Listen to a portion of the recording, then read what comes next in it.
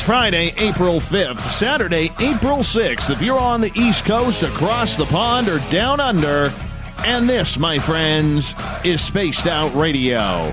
Hope you had a great day and night. I am your host, Dave Scott, broadcasting to you live from the Great White North, on top of the mountains of central British Columbia, right here at SOR headquarters.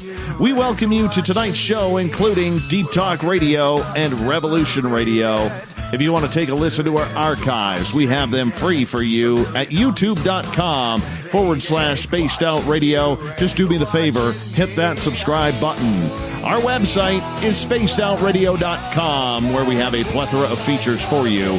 Rock out to Bumblefoot. Support this show by shopping at our Spaced Out Radio store. Read up on Captain Shirk's SOR Newswire, and much more. Tonight's show is brought to you by the YouTube channel Ensuho. Sebastian Martin brings high-quality messages to the masses. Head to our website, click on the Ensuho banner, and subscribe today. It's the first Friday of the month, which means it's time to shift into peak woo gear and race on down the extraterrestrial highway with the ET Connection. Our guest is here to take your questions and comments in one of the chat rooms, so you got to be in Spreaker, Revolution Radio, or the SOR Space Travelers Club on Facebook, or you could use the hashtag Spaced Out Radio on Twitter to get your questions in as well. With that, we introduce our Keith Andrews to you. He's a lifelong ET experiencer of the strange, weird, and extraterrestrial type since childhood. Keith, from Kelowna, British Columbia, now helps other people understand their own experiences. Then in the bottom of hour number 3, I will bring you the SOR Newswire, brought to you by Paranoia Magazine. Mr. R. Keith Andrews, how you doing, bud? Actually, really well. Thank you very much. I'll tell you, I'm happy to be back. Well, you know, we're always glad to have you be back. And for people who have never listened to you before, right after Christmas, Keith actually suffered a mild stroke. So if you're listening a little bit later on in the show and he starts to sound a little bit like he's slurring his words, no, he is not drinking. It's because he's still recovering from that stroke. Keith, how are things going with you? Well, you know, some people call it a mild stroke. I figure it wiped out my whole left side and left me speechless for a couple of days. Or more to the point, incapable of speech. So it was pretty disconcerting from my end. At this point, the Reader's Digest version is I've managed to get all my blood work turned around. Cholesterol, blood pressure, and my diabetes is all turned back around to normal. And I'm back driving again. I just finished my eye test, and the stroke did nothing to my vision. Well, that's good. You know, that's very good. It's had some, amazingly enough, the stroke actually had a staggering amount of beneficial side effects. Not the least of which is I managed, because in the week I was in the hospital, which doctors can't figure out how I got out that quick, but in that week, I dropped 27 pounds. Since I got out of the hospital, I'm now down 40. Good for you. Good for you. It's always good to have I was hoping to drop the weight anyway. I just wasn't planning on doing it in that fashion. Well, you know, the main thing is you're feeling good. You're there for your two sons who absolutely idolize you. And, you know, that's the main thing, bud. And the best part for us here on a selfish note is we get to have you back on the show for the ET Connection. Keith, we always have brand new listeners listening to this show. And I always like to kick things off by you telling a little bit about your story. This is something that you have experienced your entire life. How has it really forged your path? Because so many people always ask you, what's it like having all of these ET experiences, yet you don't really know any different. You don't know what other people's normal is, because this has always been your normal. Yeah, this is just, for me, this is just the way life is. But I'll tell you, growing up with it was very difficult. Basically speaking, the day I was born was the first time I met the counselor. Like, the day I was born, I flatlined. And ended up meeting the council at 12 right off the bat. From a spiritual standpoint, from there, I ended up getting involved in the MyLabs, quite involuntarily in my case. For those that don't know what a MyLab is, we're talking the military laboratories. what many people know as the super soldier programs. Okay. During that time, I ran into the first group of aliens, the Srozosians, which are the 7.5 to 8.5 foot reptilians. Now, most people, when they talk about reptilians, they're just blanket reptilians are this way. To be clear, I know of I think 6 different races right off the top of my head that are all reptilian in nature. But they all have their own personalities, and their own racial tendencies, if you will. Yeah. So when I started I met them nice enough, but my first abductions took place when I was very young by the ant folk. And rest assured, those people I am not impressed with. That's when I got abducted to start with. And, to be clear, abduction is when you're taken involuntarily. Contact is usually a voluntary or at least an amicable connection. So the first little while was abductions, which was no fun on my part. And then I ended up having problems with the MyLabs that literally it was the Srozosians that saved my neck on that one. And from there, I went into contactee and eventually became a liaison with them. I ended up consulting with actually, and the count is over 50 at this point. Over 50 different races. I know of approximately 2,500, but I don't deal with them personally. I just have heard tell of that number of different ones. Right. Right. Now, Keith, not only have you been a lifelong contactee, but you're quite intuitive as well. You have made your living as a psychic medium. And in regards to having a career like that, when you started having your experiences, which I know happened at infancy, have you always been intuitive as well, or did that grow in later years as your own consciousness expanded? No, I started off that way. At 2 years old, probably only one, I was still in a high chair. And it became very evident I was doing things a little different when I didn't, and my dad was sitting beside me. I was in a high chair at the end of the table. Now, understand the table we were at is 6 feet long and it's a one-piece arborite top, so it's totally smooth. Well, Dad put a bowl of pablum down, baby food down beside me. I looked at it and pushed it sideways. I didn't shove it onto the floor. I just pushed it out of the way. And I reached out. There was a big bowl of mashed potatoes at the far end of the table.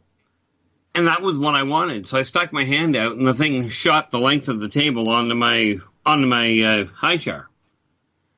Needless to say, it caused a start and a half with the rest of the family. But that was the first time that I had if you will, a metaphysical experience. And then it just grew from there. By the time I was, I was 10 when it first became public knowledge. My ability to see beyond the norm. When there was a 16 or 17-year-old kid sat down beside me at the ballpark. And what I heard, and to this day, I don't know if she actually said anything, but what I heard was, I don't understand it. I've had a boyfriend for the last 2 years. We used to do everything.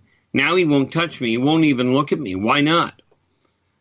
And I never thought. I just looked at her and I said, well, because he's sleeping with your best friend. Well, needless to say, she sat there with her mouth open. She goes, what do you mean?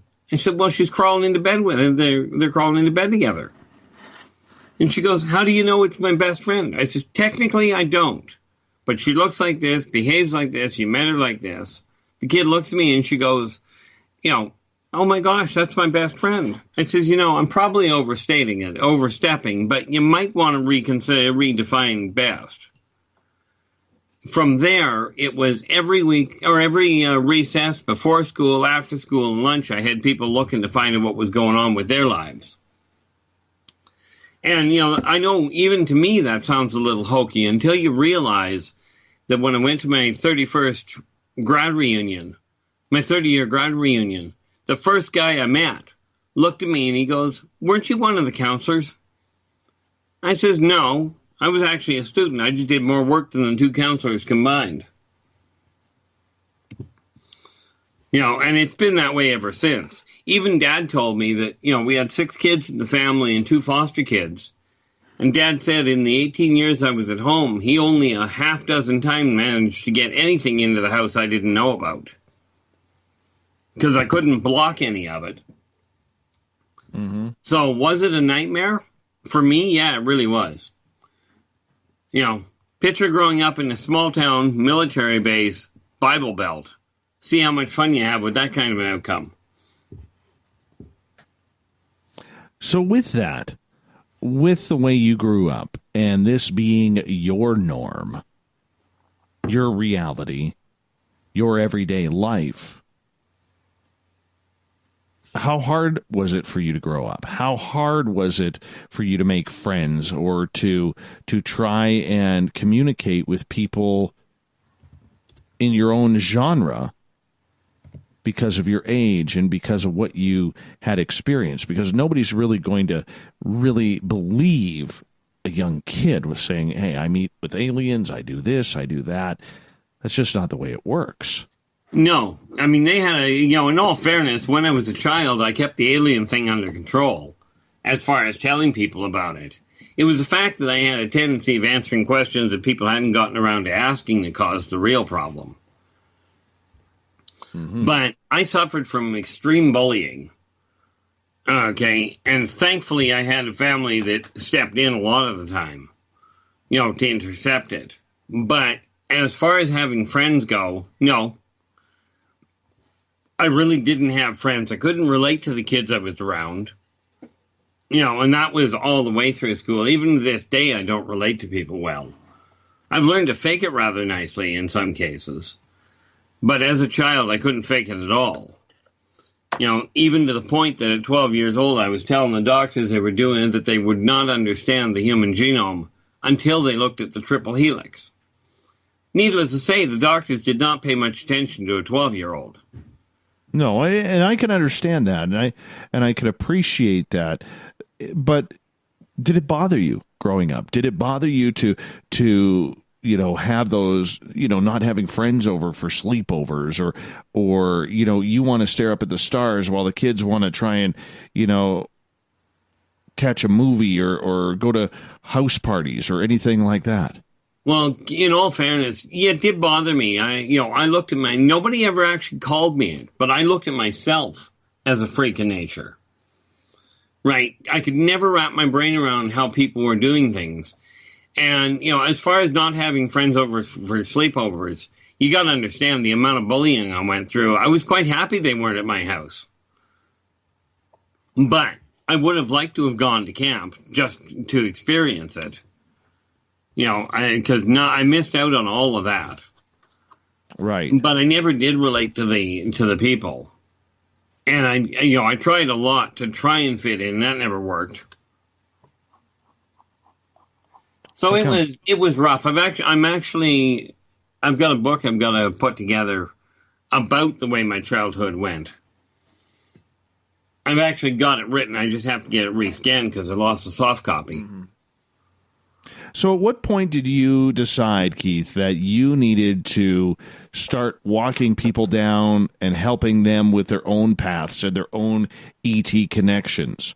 Because that's a difficult road for a person to handle on their own. That one I kind of got thrown into. Okay, I don't know about what would be. Well, I've been with you 3 years, so it's probably about 5 years ago now. I was listening to KGRA. And they had the head of the Texas MUFON. They had the Texas MUFON section director on, and we got talking. I was listening in. I was talking. I was just chatting with people in the chat room, and he asked me to call in. So I did. Next thing I knew, I was running my own radio show there. And that lasted for a while until until it came to a close. And, of course, as you know, about 3 years ago, I ended up connecting with you, and, well, the rest of that, as it goes, is history. But I sort of got thrown into it. Like I told him, at that point, I said, one of these days I've got to research some of this instead of just living it. Because I cannot say, oh, I read up on this and I've talked to a whole pile of people about it in reference to interviewing a bunch of people. Right. I just happen to have gone through a lot of it. And then, of course, when I got on the radio show, as you know, questions come up. And I just went with it and answered what came up. I never thought about the questions. Well, more to the point, I never thought about the answers. No, but the answers just come to you. Yeah. They're just there. It's kind of like if somebody asks you about running a radio station, you pretty much know it off the back of your head. Oh, I can fake it. I can totally fake it. Yeah. So, in regards to your own experiences and helping others, have you ever had that one story or that one experiencer that you helped, Keith, where the story was just so bizarre and so peak woo that it didn't even make sense to you from all the weird and strange that you've gone through yourself? Well, keeping it to the alien side of it, I ran into a chap that was having a lot of trouble dealing with memories he was having. Okay. Turned out he was actually on Atlantis. Right. And when we got talking about it, we managed to find out a really neat little thing that threw me for a loop and a half. He and I were actually friends on Atlantis. And the reason I say that falls under the alien side of it is because Atlantis didn't sink. It lifted off. That's why they haven't found the thing. But I think that was probably one of the more, that one, and there was another one where I had mentioned I was talking to the section director again at the time, and I mentioned to him that there were a couple of underwater bunkers right off the coast of Sicily. Now, this guy had been constantly scanning, Google Map, I think. And he said, look, I was just through that yesterday, and there's nothing there. I said, well, that's okay. There wasn't anything there yesterday. They arrived this morning. So he goes back on it right there while we're on the air, and he nearly fell off.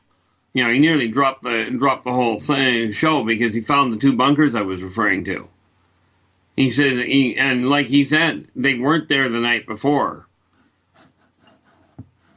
But I still find it interesting to, when I get the confirmation. Just what was it last year? There were, I had mentioned that there were three new motherships that rolled into the sector, and I guess 2 days after the show, I got a call from somebody telling me that they had confirmed it through the telescopes that these three ships had come in as I had mentioned. How do you? So yeah, I still find it a fascinating interaction, especially when you start looking at the impact it's having. As we move closer each and every day, and we're inching towards it, and that is the movement disclosure. And we've talked about this numerous times with you. But as we inch closer to it,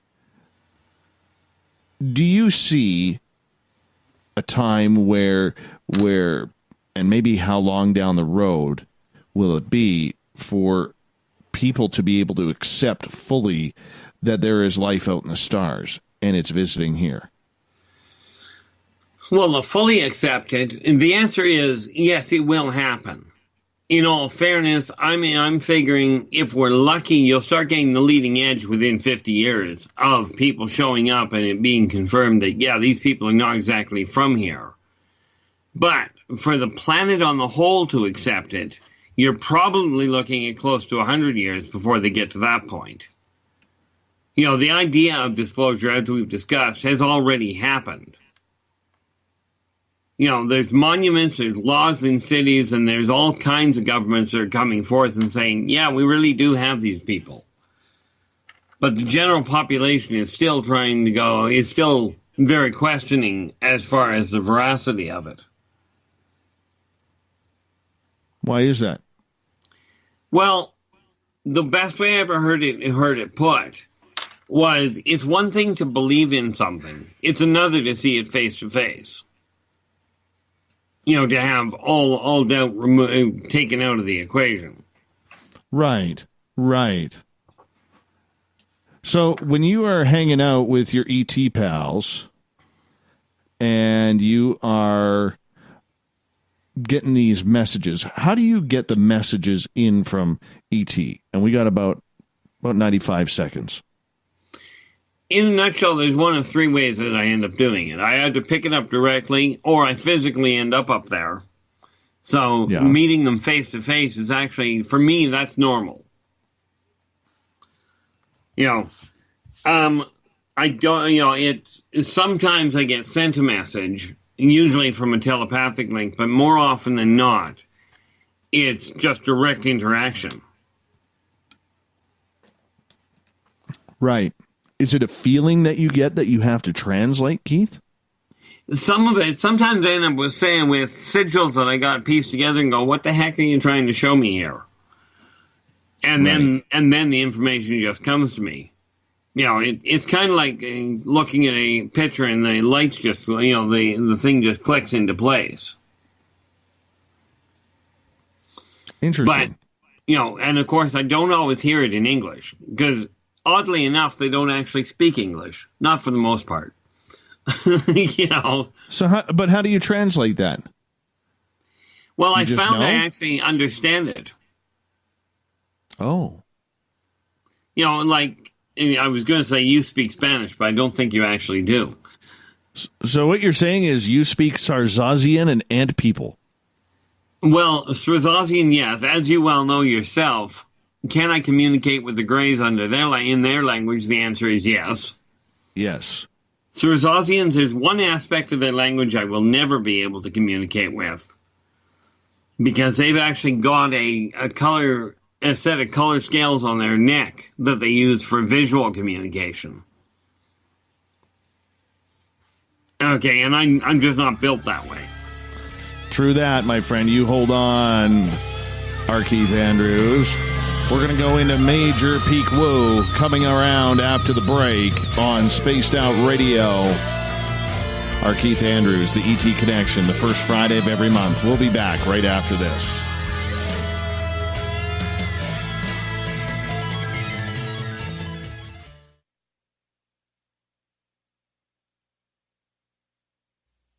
You're listening to Spaced Out Radio live with Dave Scott on the Deep Talk Radio Network. Are you tired of being blocked, shadow banned, or placed in jail for simply posting your thoughts on social media? Social Media Freedom can take care of that for you. Social Media Freedom is the newest and one of the best free new apps that allows you the freedom to post what you want when you want. It takes seconds to download from your app store. Come join the tribe at Social Media Freedom. It's time to set yourself free. A timepiece is a reflection of who you are, and what better way to show off the real you than with an Escape watch? Escape is a lifestyle brand accessorizing your days and nights. Choose to escape and create the life of discovery that you deserve. Dream, play, unite with your own personalized Escape watch. Head to escapewatches.com. There is no time like the present to enjoy your escape. Use promo code SMF2017 for your 20% discount today. Coming up this September 21st and 22nd, all UFO eyes will be focused on Toronto for the 4th Annual Alien Cosmic Expo.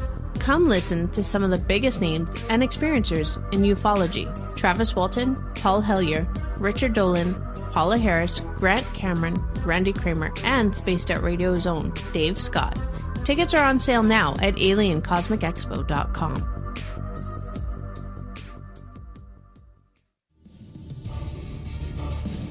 Come get spooked at the 4th Annual Forest Moon Paracon in Cedar-Woolley, Washington, Saturday, September 28th. UFOs, ghosts, aliens, Bigfoot. Speakers include Mike Morin and Jason Jordan, R. Keith Andrews, and Dave Scott from Spaced Out Radio, and so much more. There will be workshops and a VIP roundtable. Get early bird tickets now at fmparacon.com.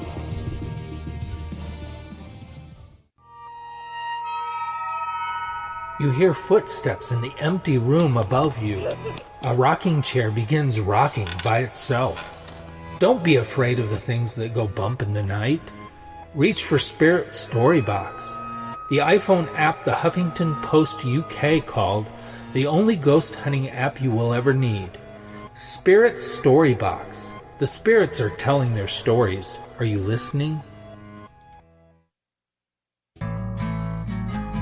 Looking for a place to advertise at a very reasonable cost? Look no further than Spaced Out Radio. SpacedOutRadio.com has an advertising tab that you can click to check out our daily, weekly, and monthly packages to play on the radio, or our website including social media. From commercial spots to banners, we have it all. Check out our competitive pricing today. We're bringing scientific thought to the paranormal. Hi there, this is Spaced Out Radio scientist Chris Cogswell. Join me, Chris Zuger, and Dave Scott the second Wednesday of every month, where we break down the who from the woo when it comes to everything paranormal. We'll investigate and try to bring sensible answers to those straight and sometimes outlandish questions people have. Hey, not everything is an answer, but we'll do our best. Listen in to Reality Paranormal only on Spaced Out Radio. Heading to Vancouver and looking for a night on the town? The Moose Vancouver is the bar that never stops rocking until 2 a.m. every night. The Moose has great food with everything on the menu from $6.95 to $8.95. Fantastic, vibrant staff and rock and roll that will bring you back to when the music was real, the hair was long, and the guitars were rocking. Get your party on at the Moose Vancouver, the official party bar of Spaced Out Radio.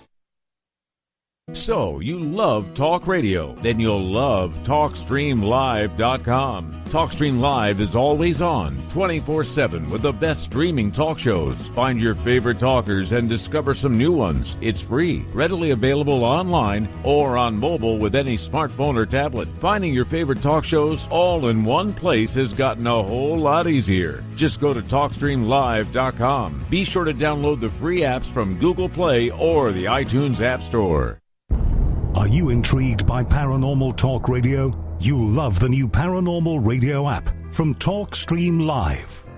You'll find a great selection of talk shows covering UFOs, ghosts, strange phenomena, and much more. Download the Paranormal Radio app now and start listening to the very best in paranormal talk entertainment, including the network you're listening to right now. The Paranormal Radio app, free in Google Play and the iOS App Store. Visit purpleplates.com today. For over 40 years, the Purple Energy Plates have been delivering amazing results for their many customers. Inspired by the great genius Nikola Tesla, the harmony, healing, and energetic effects of the plates have proven over and over to be beneficial and often miraculous to thousands of customers. Check their site for daily specials and choose from their many energy products. You won't be sorry. Visit them today at purpleplates.com.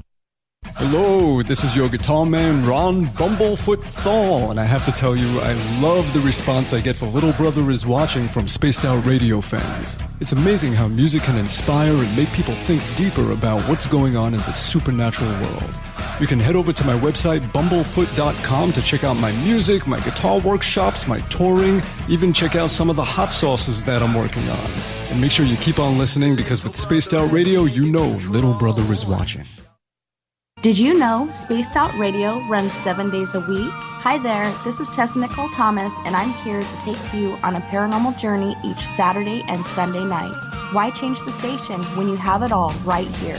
Together, we'll hang out and share some strange and scary stories. And don't forget, we have Psychic Sundays as well, so come tune in Spaced Out Weekend.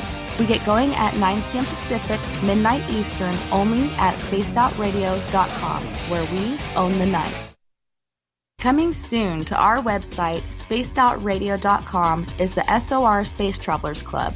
For just $5 a month, you can get into a private area on our site where you can hang with other listeners in our chat room, post in our forum, and check out a bunch of exclusive content and store that won't be found anywhere else, including a nightly after-show party with Dave. It's going to be the best $5 a month you're going to spend. The SOR Space Travelers, only at spacedoutradio.com.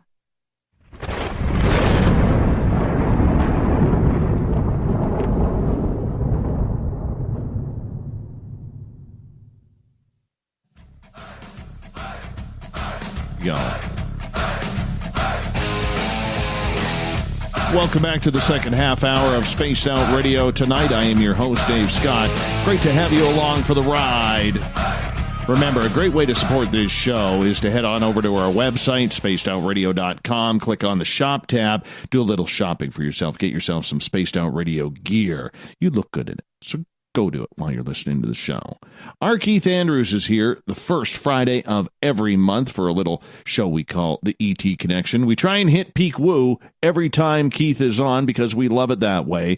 And we're going to get into audience questions right now as they're starting to pile up. Mr. R. Keith Andrews, welcome back. And thank you for having me. It's a real pleasure being here. Absolutely. And I always like to start off a segment with you by reminding our audience, if you're just tuning in, if you hear Keith starting to get a little tired and slur his words, no, he is not intoxicated. Keith is still recovering from a stroke that he had back just after Christmas, and sometimes his speech gets a little slurred, but that's okay. He's still understandable. He's still our Keith Andrews, and he's still our peak woo expert. That is the main thing. Buddy, I'm always glad to have you on the air with us. And I want to remind people, if you have any questions, if you're in one of our chat rooms on Spreaker, Revolution Radio, or on Facebook in the SOR Space Travelers, or on Twitter at hashtag Spaced Out Radio, put your questions in capital letters. I will get them to Keith directly. And let's start off with Uncle Bob. Hi, Bob. Love you, brother. Bob is the guy who introduces me on the show. And Bob is asking, Keith, there are stories on the internet about a huge mothership the size of a planet next to the sun. It's been there for some time. Is it truly there? Why is it there? What is it hiding? Or why is it hiding, pardon me? Who are the occupants? Well, the number one, is it there? The answer is yes. Okay, why it's there? Well, it causes less of a disturbance than it would if it's in orbit. In orbit around us. But as far as who it is, that particular ship actually belongs to the consortium, which is the governing body that controls the sector. And that's a whole other issue. But the number of different races on that particular ship are rather mind-boggling. But it's not just the mothership that's out there. They've got an entire fleet sitting just inside the sun's corona. Or more to the point, the sun's photosphere. And no, the government does not want to tell people about it. Primarily because they're worried about what people will end up doing. Part of the reason that they're there, though, is because there's another planet, an actual planet, in that same area.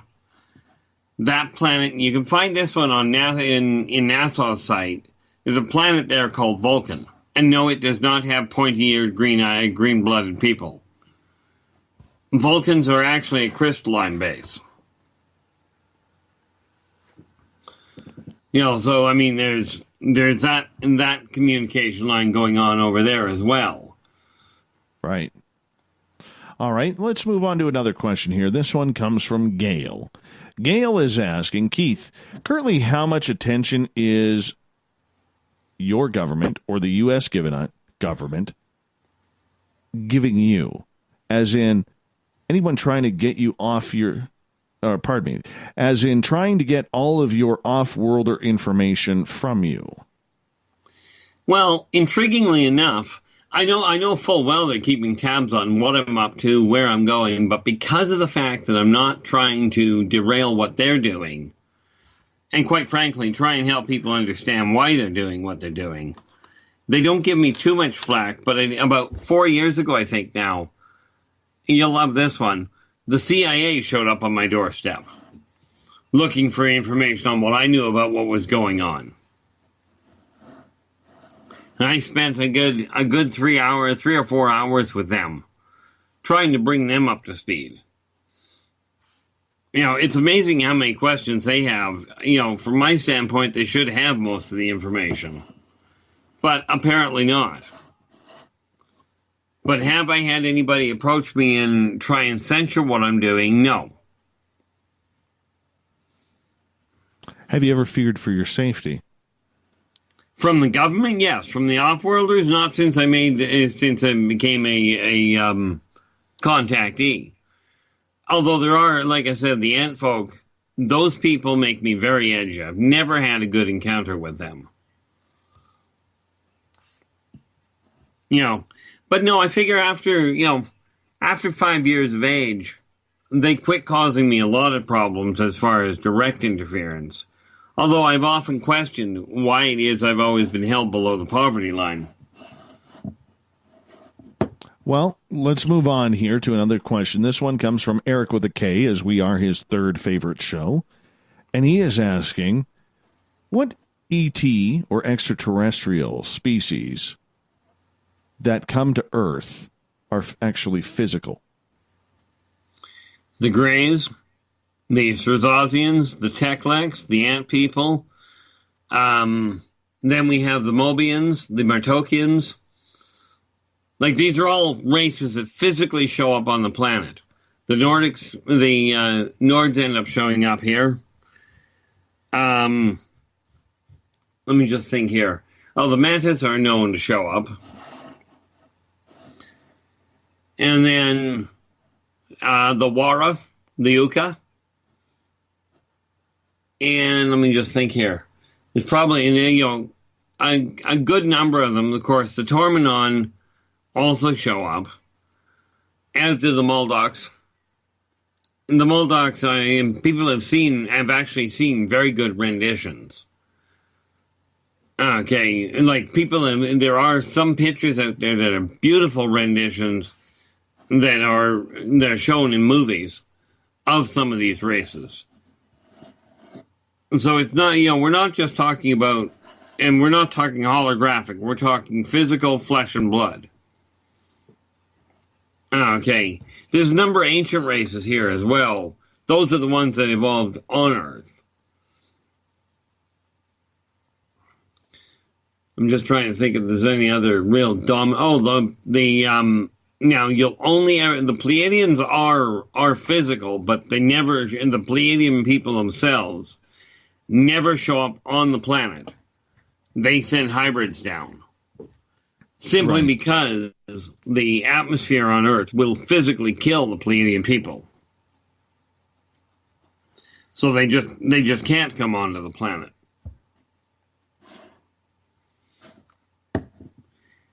And then other than that, well, I think those are the big ones. There are certainly a few others that show up from time to time. Like Radio Command, which is actually that's part of the consortium, as you can well imagine by the name. They're the communication specialists. They have been known to come down, but they usually only make contact with the people that are connected to communication lines here. Okay, in other words, people running the observatories, that sort of thing. Gotcha. All right, let's move on here because Joe wants to know what happens if we make the Raptors mad. If you make the Raptors mad? Yeah. Oh, that's the easy part. You won't know about it because you'll be on the dinner table. Oh, that's nice. Will they at least find some romaine lettuce to, put around us as garnish? They might give you a piece of the blanket, but they don't eat the stuff. They are strictly carnivores. But yeah, the Raptors on the whole, if you make them mad, they are definitely not a group that you want to tangle with. What do they look like? Because I've heard reports that people have been seeing them in the deserts of Arizona. I've heard reports that they've been seen in Hawaii. Are these an alien species, or are these a species left over from the dinosaur era, if they're even here? Okay, well, it depends on which ones we're talking now. The Teklek or raptor-looking race, they are definitively off-worlders. Okay. There are, however, four races, reptilian base that evolved here on Earth. Okay. That are here because, well, frankly, they grew up here. That would be the Chitawari, which are based over in Africa. They are the only race that I know, the only reptilian race I know of that actually has 4 fingers and an opposable thumb. The rest of them are all 3-fingered. Now, then you've got the ones that evolved from the Pachycephalosaurus. For those of you that know dinosaurs, that's the one that's got one heck of a skull cap. Their primary attack form is battering ram. They're wearing a skull cap. Do they have a leather biker's vest on, too? No, they just have leather armor. Of course, they grow it, so... Okay. You know, making sure. And no, they Just don't making ride sure. motorcycles. Okay. All right. Let's move on here, because questions are piling up. Absolutely. Let's get to Gail. Gail, you are... she's asking, Keith, you are Canadian. Oh, my goodness, Keith, you're Canadian. Oh, no. Oh my gosh, I'm glad somebody filled me in. I know. By what thank right? you for that. Yeah. By what right, you being Canadian? I could see Gail right now. She'd be, oh, Keith, you're Canadian. You're Canadian. Oh, no. Anyways, I'm just bugging Gail. By what right, why would the CIA come to question you if you're Canadian? I have no idea, no functional idea. I mean, I know why they came. They were pretty blatant about it. And as far as what right, you know, I've got my own viewpoints on that, and I have done my best to keep that side of things to myself for a reason. This is why I don't have them showing up on my doorstep with handcuffs. But my guess is because they wanted to find out what information I was sitting on. Mm-hmm. You know, as far as what legal right they had, I have no idea how the politics work between countries. To me, they were just people. Right. I think it has something to do with the RCMP, the Royal Canadian Mounted Police. I really do. You mentioned that. That's my opinion. I think it goes that deep. Not that the police are trying to make this happen, but when every UFO sighting gets called into the RCMP, it automatically gets deferred to RCMP headquarters in Ottawa, who sends the report to NORAD at Cheyenne Mountain, Colorado. They then inform the military, whether it's in Canada or the U.S. And if you have somebody having a pretty wild experience, well, there's a couple of governments now that have your information. Oh, yeah. I mean, it threw me for a loop when I ended up with a phone call before he became president from Donald Trump's lawyer. That one threw me for a loop. What happened there? In all fairness, he wanted to know the lawyer's first question was, do I think small? And I mean, that's a whole different ballgame. It had nothing to do with the UFOs. It had to do with business. You know, so I mean, I've had a remarkable life, and it really, even to me, it sounds like science fiction. You got that right. Let's move on to another question, because they are continuing from our chat rooms. Joe is asking, another Joe,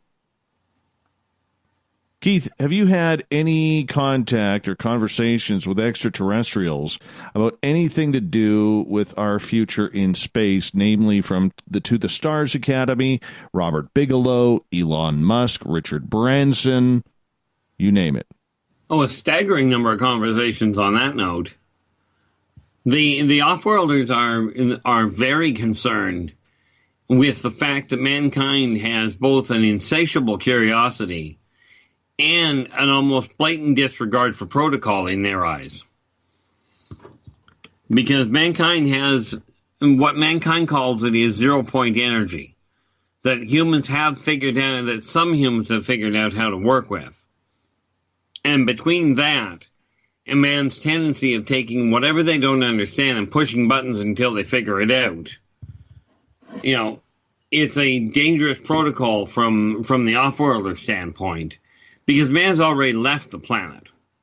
And their biggest concern is that they will get out there and unintentionally, through pure ignorance and curiosity, set something in motion that the mankind cannot cope with. You know, contrary to many people's belief, you know, the issue of just dealing with it, you know, if we end up under attack, we'll just beat the aliens back. That is not going to happen. You know, so the off-worlders are concerned that mankind, socially speaking, has to be brought up to speed on what, you know, on what protocols really are. All right, let's move on here. Jason is asking, as we got about 5 minutes before we go to break, Keith. Sure. Is the Black Knight satellite real? Oh, it's real. And intriguingly enough, it will work. For what they're putting it up there for, my understanding of what they put it up there for and what it's capable of doing, frankly, by the feel of it, it's been overstated on what the capabilities are. But the satellite itself and the intention behind it is very real. You know, the thing is that what is it all about? That is one of those things that is being developed by mankind. It's not something that the off-worlders have told them how to build. Mankind figured it out. You know, so, yeah, it's very much a real thing. All right, let's move on here. Let's move on. Uncle Dale is asking, you never know if it's Uncle Dale or his mustache who's asking the question, but he's asking, how do you keep all of this stuff straight, Keith? It's a lot of information. I wish I could give you a real simplistic answer, but the only way I can put it is, how don't you? Or how don't I? Because, you know, I mean, the biggest problem I have, I mean, this information, you got to remember, well, I guess you don't have to, but I've been doing this the entire 55 years I've been alive. So for me, this is just another part of what life is. You know, it's kind of like remembering, you know, a friend that I've got, remembering that one friend I've got lives in Toronto, another one lives in Flin Flon, right? And then I've got one that lives over on Alpha Centauri and a couple that are dead that just kind of hang around. You know, to me, this is just a normal part of life. Which I know that does not sound normal. True. I want you to go to your Facebook. I've sent you a message there because to follow up on a question from Joe, recently he heard something strange in his backyard, went back there in the daylight, found this strange print. I've sent you a photo of it.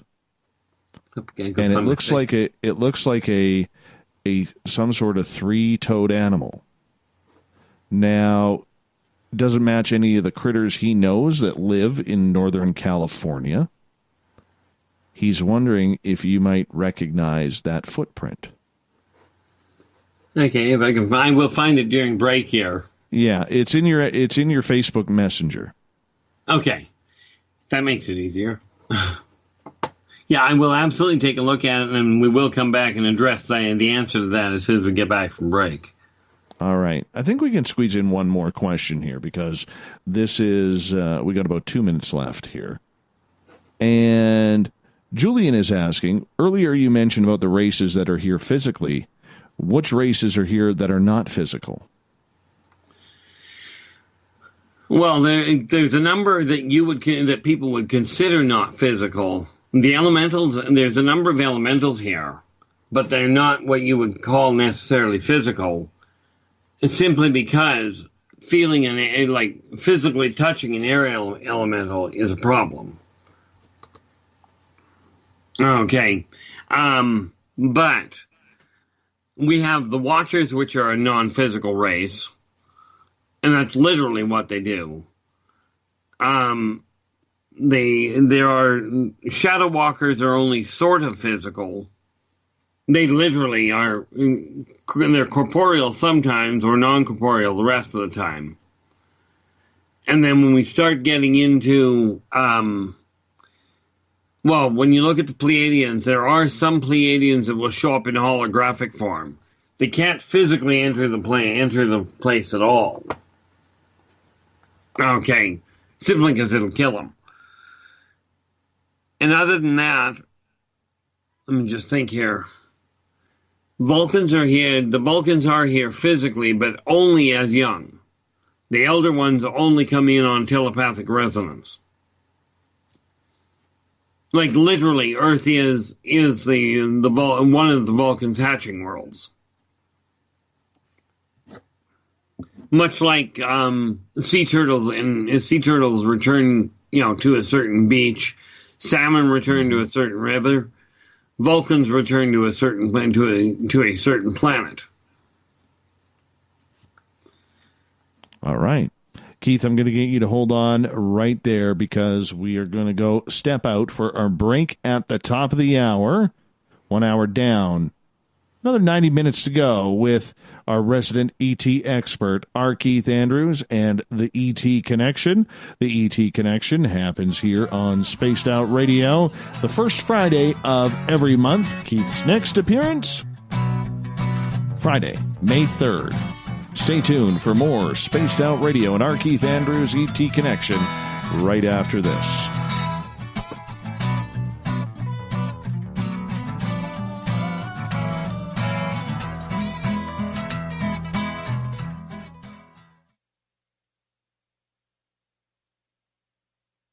Hello, this is your guitar man, Ron Bumblefoot Thal, and I have to tell you, I love the response I get for Little Brother is Watching from Spaced Out Radio fans. It's amazing how music can inspire and make people think deeper about what's going on in the supernatural world.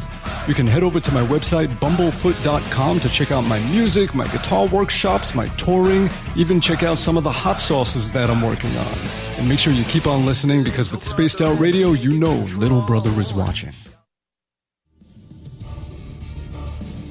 Come get spooked at the 4th Annual Forest Moon Paracon in Cedar-Woolley, Washington, Saturday, September 28th. UFOs, ghosts, aliens, Bigfoot. Speakers include Mike Morin and Jason Jordan, R. Keith Andrews, and Dave Scott from Spaced Out Radio, and so much more.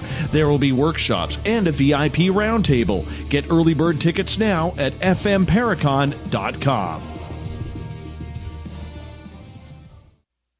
You're listening to Spaced Out Radio Live with Dave Scott on the Deep Talk Radio Network. Looking for a place to advertise at a very reasonable cost? Look no further than Spaced Out Radio. SpacedOutRadio.com has an advertising tab that you can click to check out our daily, weekly, and monthly packages to play on the radio, or our website including social media. From commercial spots to banners, we have it all. Check out our competitive pricing today.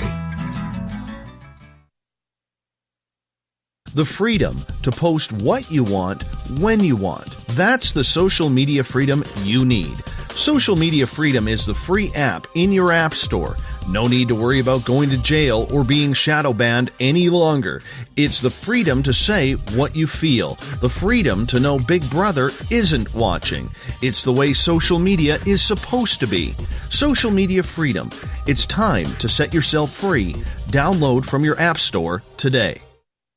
So, you love talk radio? Then you'll love TalkStreamLive.com. TalkStream Live is always on, 24/7, with the best streaming talk shows. Find your favorite talkers and discover some new ones. It's free, readily available online or on mobile with any smartphone or tablet. Finding your favorite talk shows all in one place has gotten a whole lot easier. Just go to TalkStreamLive.com. Be sure to download the free apps from Google Play or the iTunes App Store.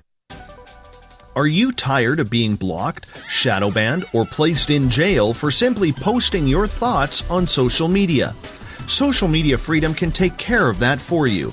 Social Media Freedom is the newest and one of the best free new apps that allows you the freedom to post what you want, when you want. It takes seconds to download from your app store. Come join the tribe at Social Media Freedom. It's time to set yourself free. Visit purpleplates.com today. For over 40 years, the Purple Energy Plates have been delivering amazing results for their many customers. Inspired by the great genius Nikola Tesla, the harmony, healing, and energetic effects of the plates have proven over and over to be beneficial and often miraculous to thousands of customers.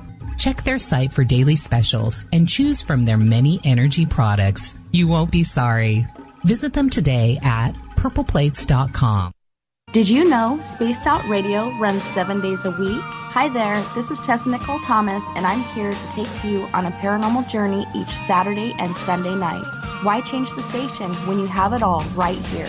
Together, we'll hang out and share some strange and scary stories. And don't forget, we have Psychic Sundays as well, so come tune in Spaced Out Weekend. We get going at 9 p.m. Pacific, midnight Eastern, only at spacedoutradio.com, where we own the night. Coming up this September 21st and 22nd, all UFO eyes will be focused on Toronto for the 4th Annual Alien Cosmic Expo.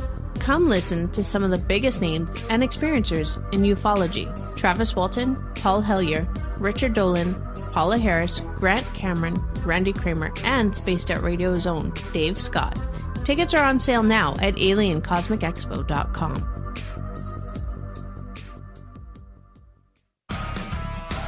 Get your horns up with me on Spaced Out Radio. This is Ron Bumblefoot THAL. Come tune in to SOR where you can hear me rock out with Little Brother is Watching, the official theme song of Spaced Out Radio.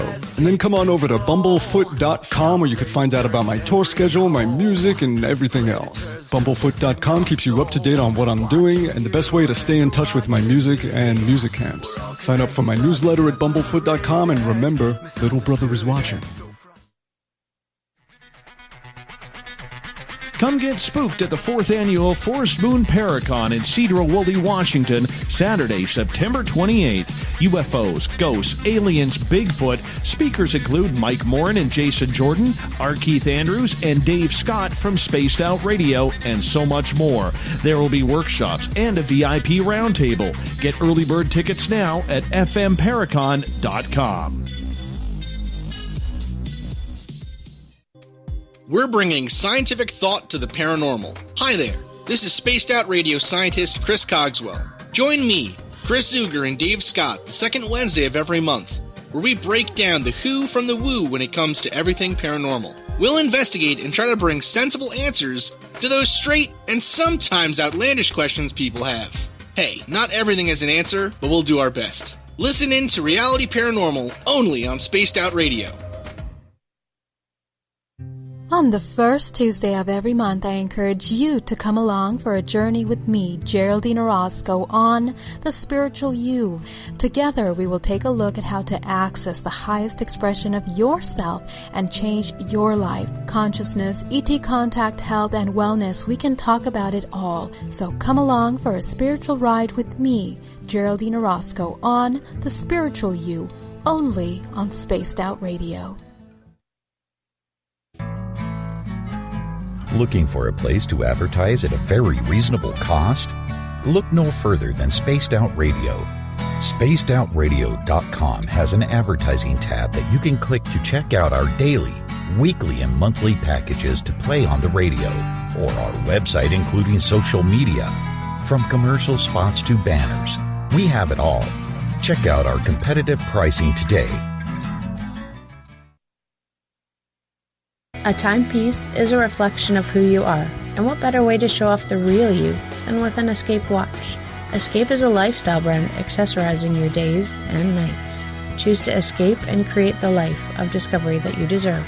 Dream, play, unite with your own personalized Escape watch. Head to escapewatches.com. There is no time like the present to enjoy your escape. Use promo code SMF2017 for your 20% discount today. You're listening to Spaced Out Radio with Dave Scott. Follow Dave on Twitter at Spaced Out Radio and on Facebook, Spaced Out Radio Show. Welcome back to the second hour of Spaced Out Radio tonight. I am your host, Dave Scott. Great to have you along for the ride. This weekend, while I am off finding my Zen, my Chi, and doing a little ghost hunting, you have Tessa Nicole Thomas coming in for Spaced Out Weekend, Saturday and Sunday night, both times starting at 9 p.m. Pacific, midnight Eastern at spacedoutradio.com. Hi to everyone listening in on our terrestrial affiliates, KZFX 93.7 FM in Ridgecrest, California, WQEE 99.1 FM in Newnan, Georgia. Down in New Orleans, UPRN 107.7 FM, and in Reedsport, Oregon, KDUN AM 1030. On the digital side, hi to everyone listening in on Revolution Radio and Deep Talk Radio. Remember, you can check out all of our archives at youtube.com/Spaced Out Radio. They are free for you. Just do me the favor, hit that subscribe button. The Desert Clam has set the password for tonight in the SOR Space Travelers Club. Trattore. Trattore is your password. Make sure you use it wisely, Space Travelers, as a clam sets the password each and every night right here on the mighty SOR. Our website is spacedoutradio.com, where we have a plethora of features for you. Rock out to Bumblefoot. Support this show by doing a little shopping at our Spaced Out Radio store. Read up on Captain Shirk's SOR Newswire, and so much more. The first Friday of every month, our Keith Andrews, our resident ET expert, joins us for the ET Connection. His next appearance will be Friday, May 3rd. Keith, we're going to continue with some audience questions, and right before the break, Joe sent some photos over to you in a little mini video about this footprint he found on his property in Northern California. It almost looks, there's 4 toes. It almost looks like a reptile-type foot. But California doesn't have a lot of reptiles running around. Especially not that size. I am curious if, when he was talking to you, or if he's in the room now, in what kind of ground that was found in. Well, because of the delay, we're going to have to wait for that answer. Yeah. But let's maybe describe it. It's probably, what, 5-6 inches long? Yeah, it'd be about 6. Well, yeah, I'd say probably 6 inches long and about 4 inches wide, with one thick main toe, and then a little toe on just off the edge. The one we're looking at is a left hand print, and then it's got a longer, if you will, index toe, and a thick, shorter thumb on the right. And yes, that is a prehensile thumb. You know, all right, Joe is saying it was in hard dirt, but it had been raining, and on a measurement, it's 7 inches long from the longest toe to the heel of it. That's a pretty good gauge based on what the thing is sitting beside it. But I appreciate the idea as to what the ground was, because with that in mind, you're looking at an animal that, well, I'll use the term animal as in it's not vegetable, it's not mineral. Okay, but that thing is only at that size. You're only looking at something about 3, maybe 4 feet tall. That thing is the foot of an ankleoid. One of the other, it's actually terrestrial. Okay, it evolved here. Its ancestors were the Ankylosaurus, which is why you're looking at something that is that heavy and that dense. Because they're only about 3.5, 4 feet tall. But they are armored like there's no tomorrow. For the military people, that thing will bounce a rocket and it will bounce an RPG.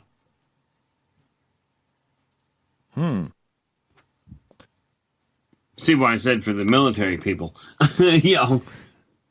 No, I understand that. And to me, it just, this is one of those little mysteries because, could it be alien? Could it be some sort of reptile that escaped a cage that happens to be walking around like a Komodo dragon or something like that from a private collection? I really don't know.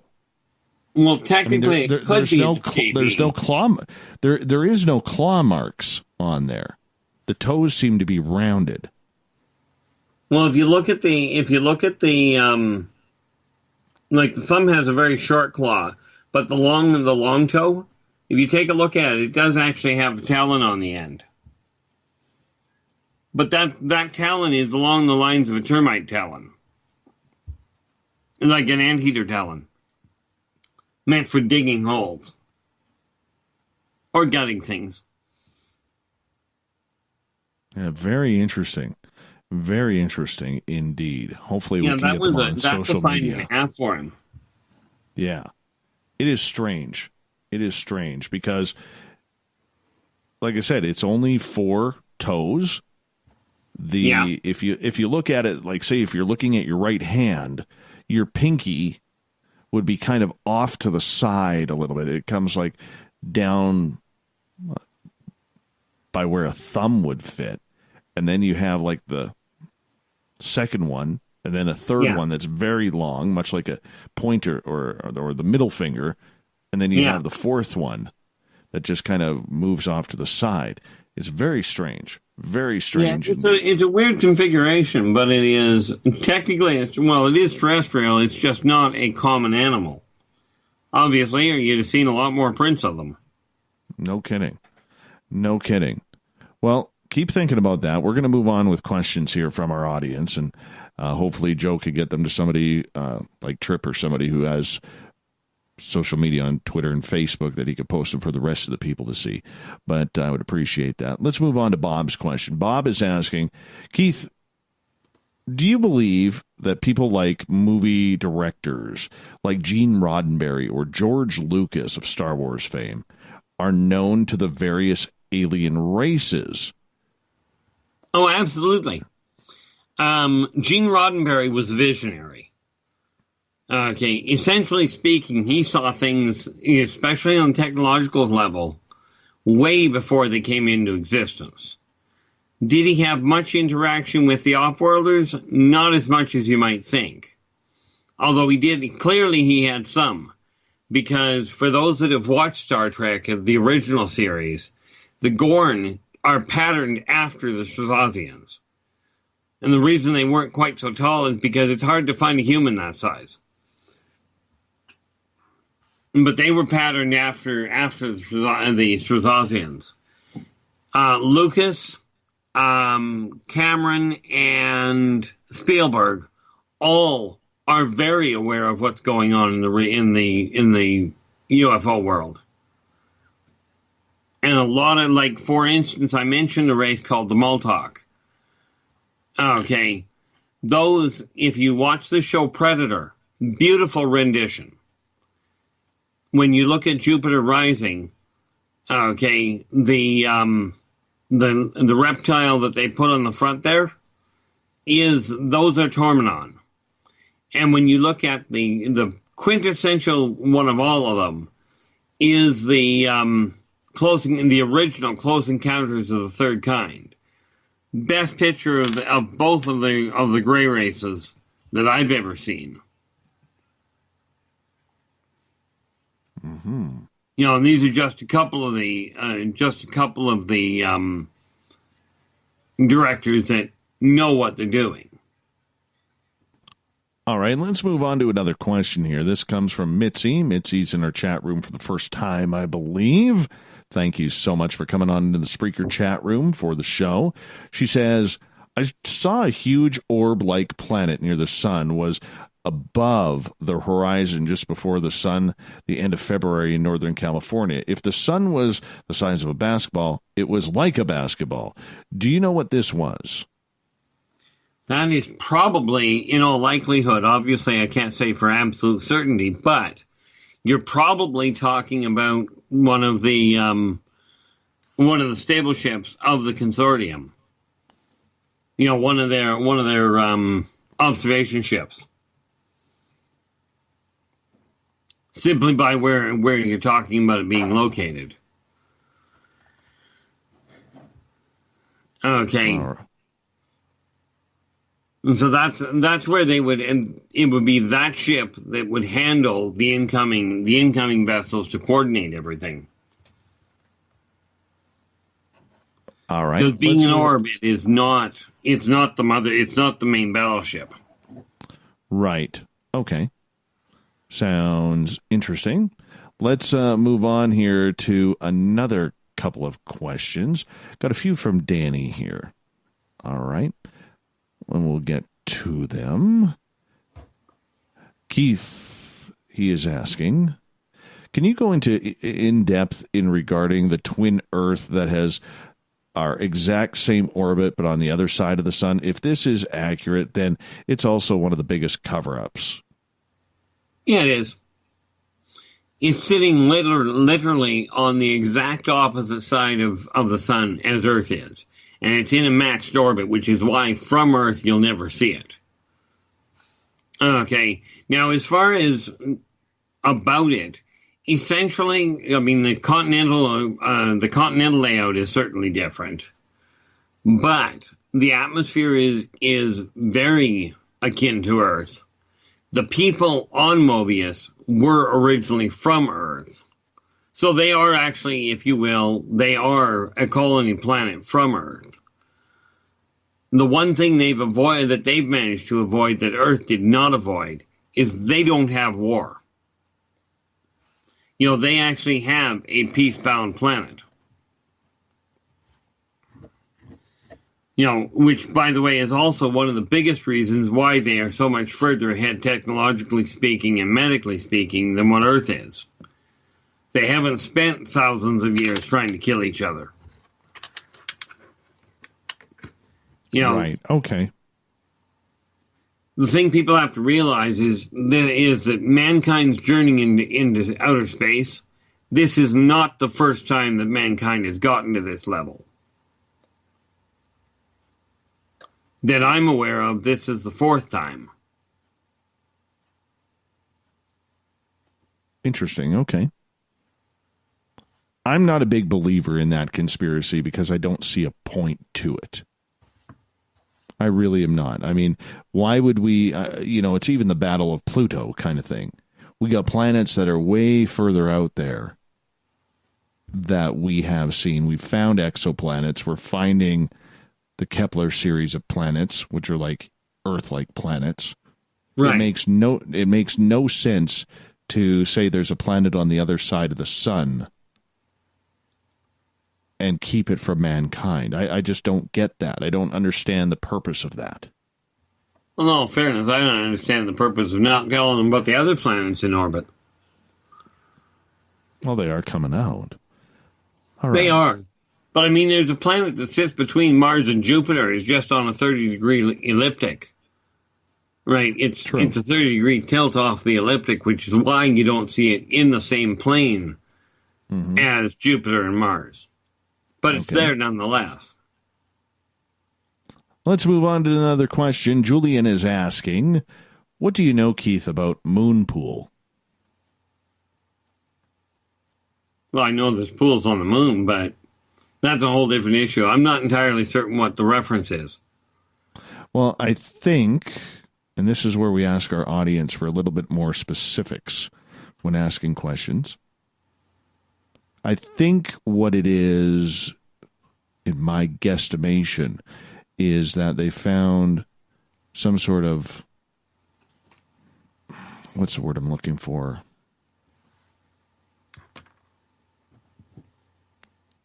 Condensation from Earth pushing onto the moon. No, I would make wondering if that's it. Yeah, I'm wondering if that's it or not. I don't know. Well, perhaps whoever the caller was that posed the question, sure. Hopefully they can bring us up to speed. Wonderful.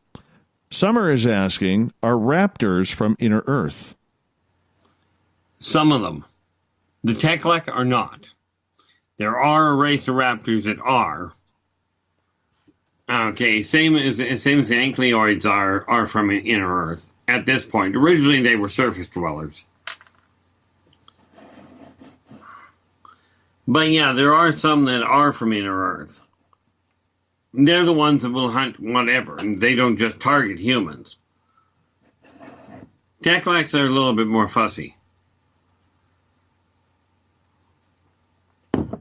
Interesting. All right, Joey is asking, having contact with all of these different alien species and their obvious advanced technologies, have you tried to obtain anything for the benefit of mankind, such as cures for disease, etc.? Well, oddly enough, I've got some technology I'm actually working on to translate. Now, have I tried to convince them to release the technologies they have? In all fairness, I've left that to the politicians. There have been cures that were turned over to man that were not released as per the contract that they signed, that the humans signed. And this is why they are holding back on a lot of the stuff.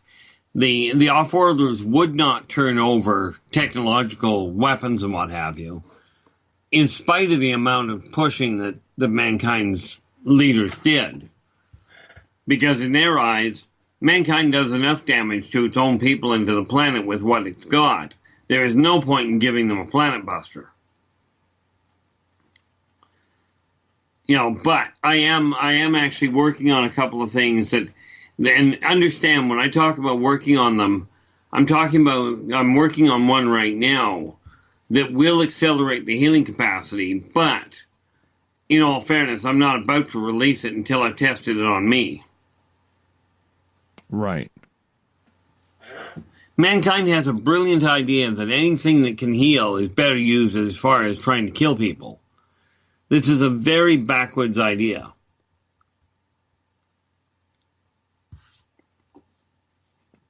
All right, let's move on here. Yvonne has a question asking, are there aliens whose head are horse-shaped?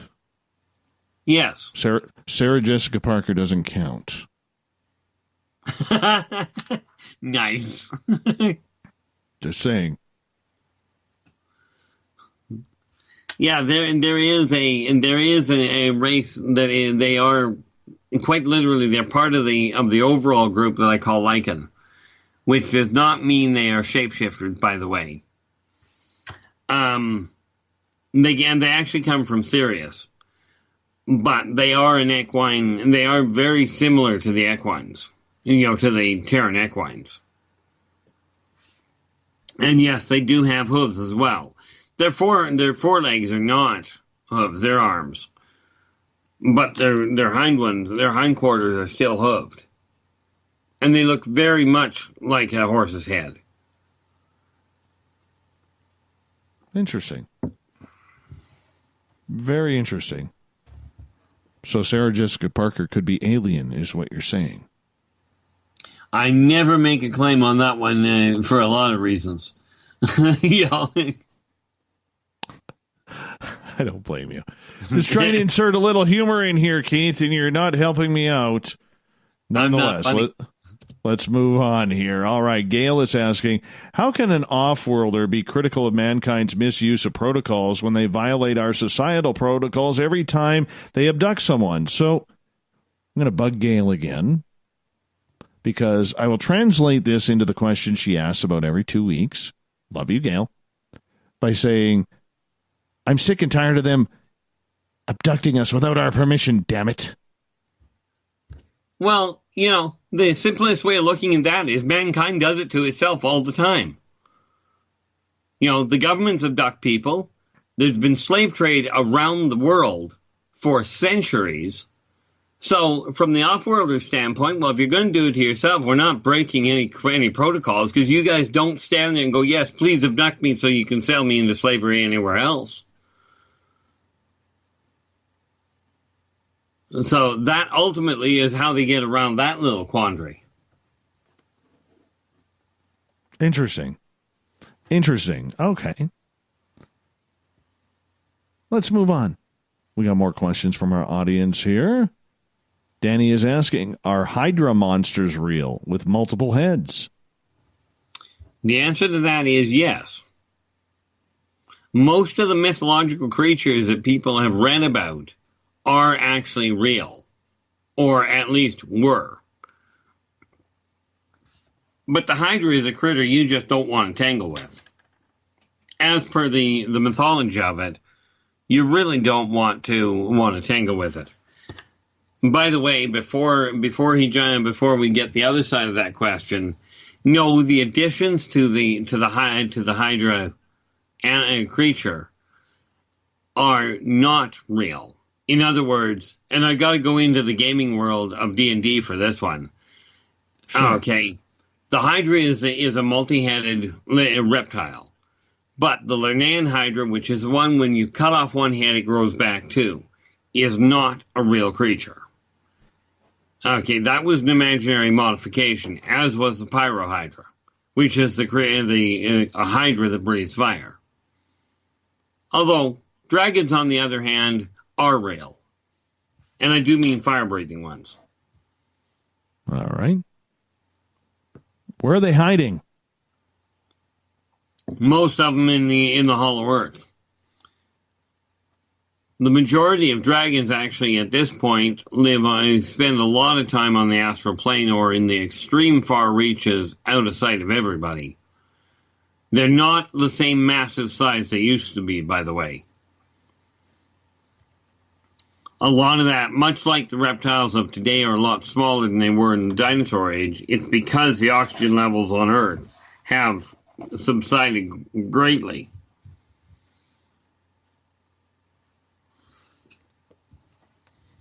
All right, let's move on as we continue with our Keith Andrews. We got about a minute left before we're taking a break at the bottom of the hour. And let's go with a question from Danny. We'll make it real quick here, bud. Got to make it real quick. Do you know anything about ancient Egyptian technology, specifically building of the pyramids, as we can't replicate it with our own technology now? Let me just call something up here. The answer would be yes. I actually do. There are, for instance, they used to have the Egyptians had a medical tool where you could actually operate inside somebody's body without breaking the skin.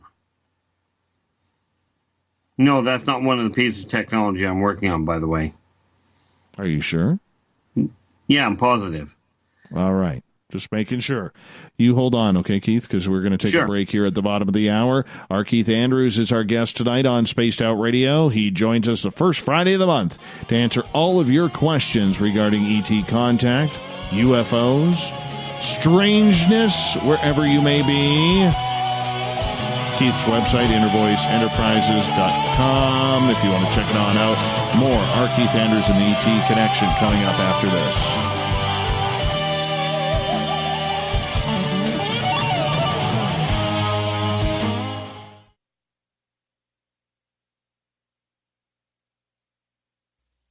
You're listening to Spaced Out Radio Live with Dave Scott on the Deep Talk Radio Network.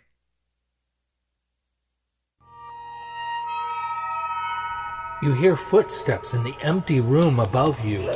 A rocking chair begins rocking by itself. Don't be afraid of the things that go bump in the night.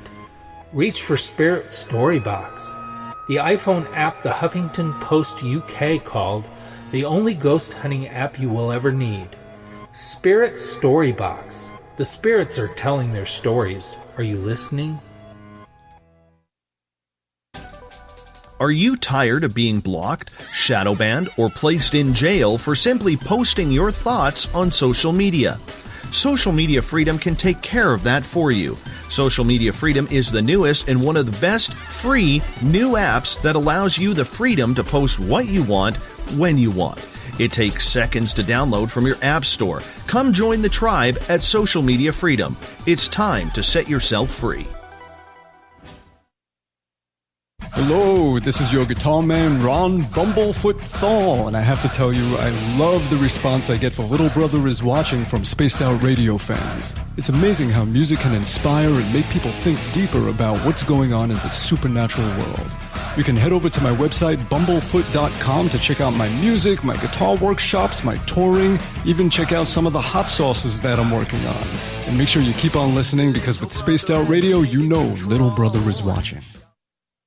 Heading to Vancouver and looking for a night on the town? The Moose Vancouver is the bar that never stops rocking until 2 a.m. every night. The Moose has great food with everything on the menu from $6.95 to $8.95. Fantastic, vibrant staff and rock and roll that will bring you back to when the music was real, the hair was long, and the guitars were rocking.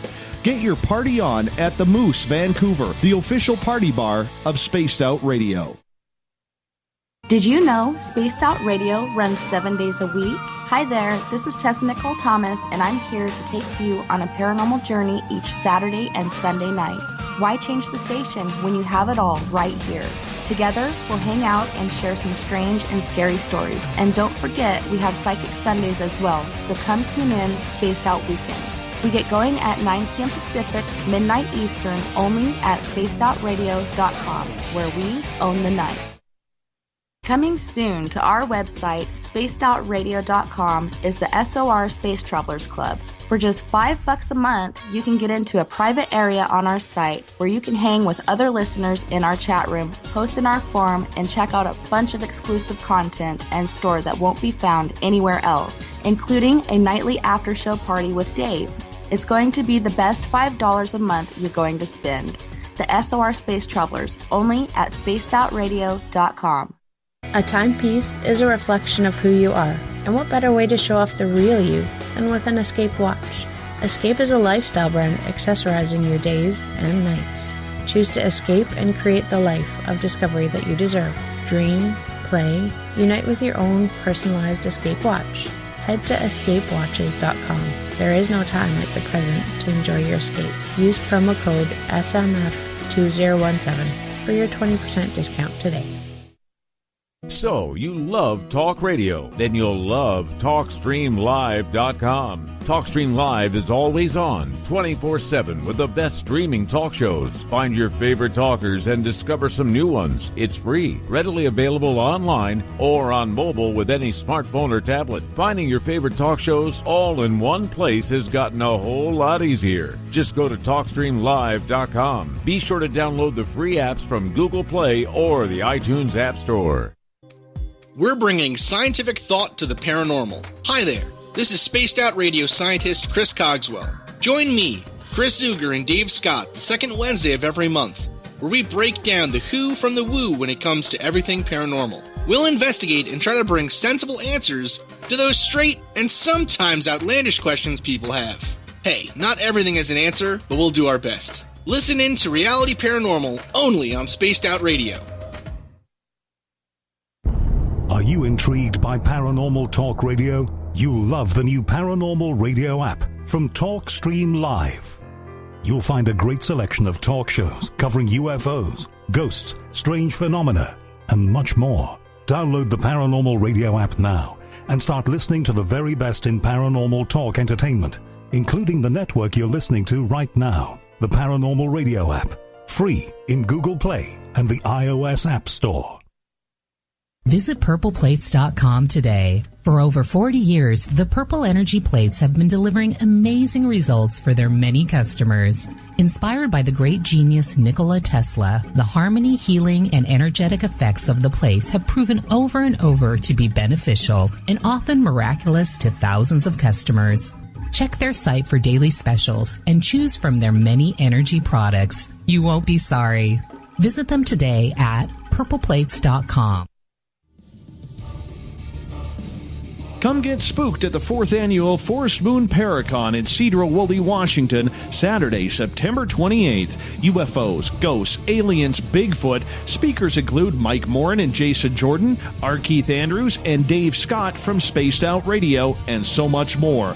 There will be workshops and a VIP roundtable. Get early bird tickets now at fmparacon.com.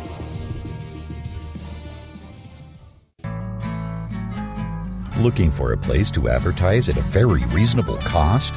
Look no further than Spaced Out Radio. SpacedOutRadio.com has an advertising tab that you can click to check out our daily, weekly, and monthly packages to play on the radio, or our website including social media. From commercial spots to banners, we have it all. Check out our competitive pricing today.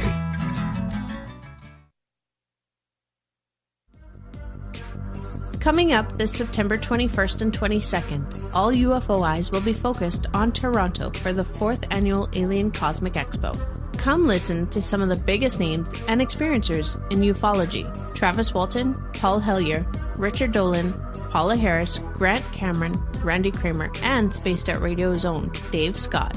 Tickets are on sale now at aliencosmicexpo.com.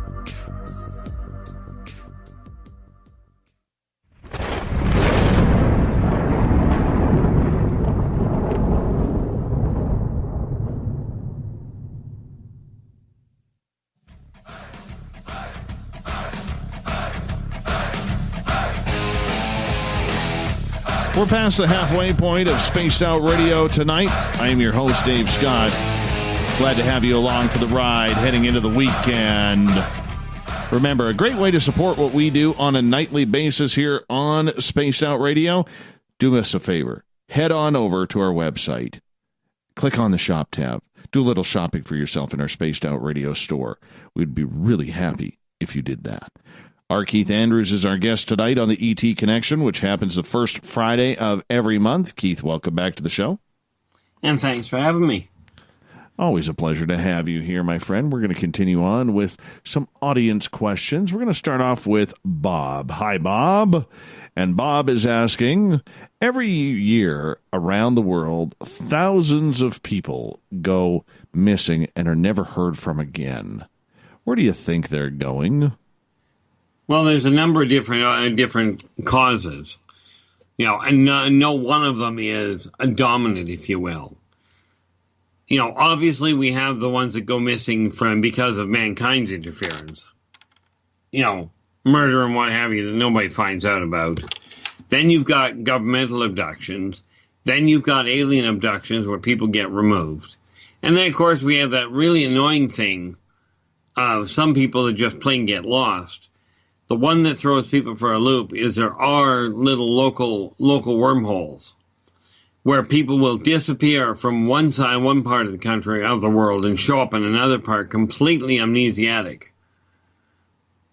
where they've got no understanding of where they are, and usually if they end up in a place where technology is not exactly rampant, finding out who they are, they just, the people around them just simply go, okay, you're here, we'll just deal with you. These are all contributing factors for the number of people that go missing. I always wonder about that. I mean, I know with talking with Butch Witkowski and the FBI statistics he has read, that's about 1.3 million people in the United States go missing annually. And when they whittle it down from people who run away to kidnappings to murders to whatever it may be, suicide, it comes down to about 65,000 people a year that are simply unaccounted for. Just gone, like they That's a vanished. Pretty big number when you think about it. It's a huge number. Huge number. And, I mean, that's the population of some minor cities, if you think about it.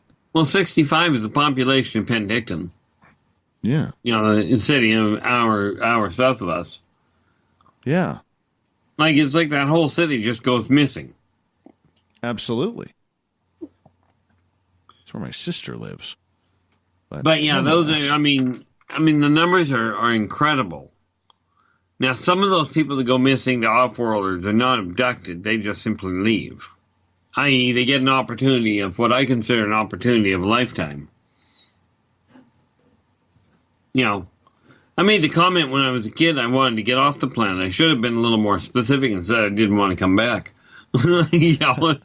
I hear you.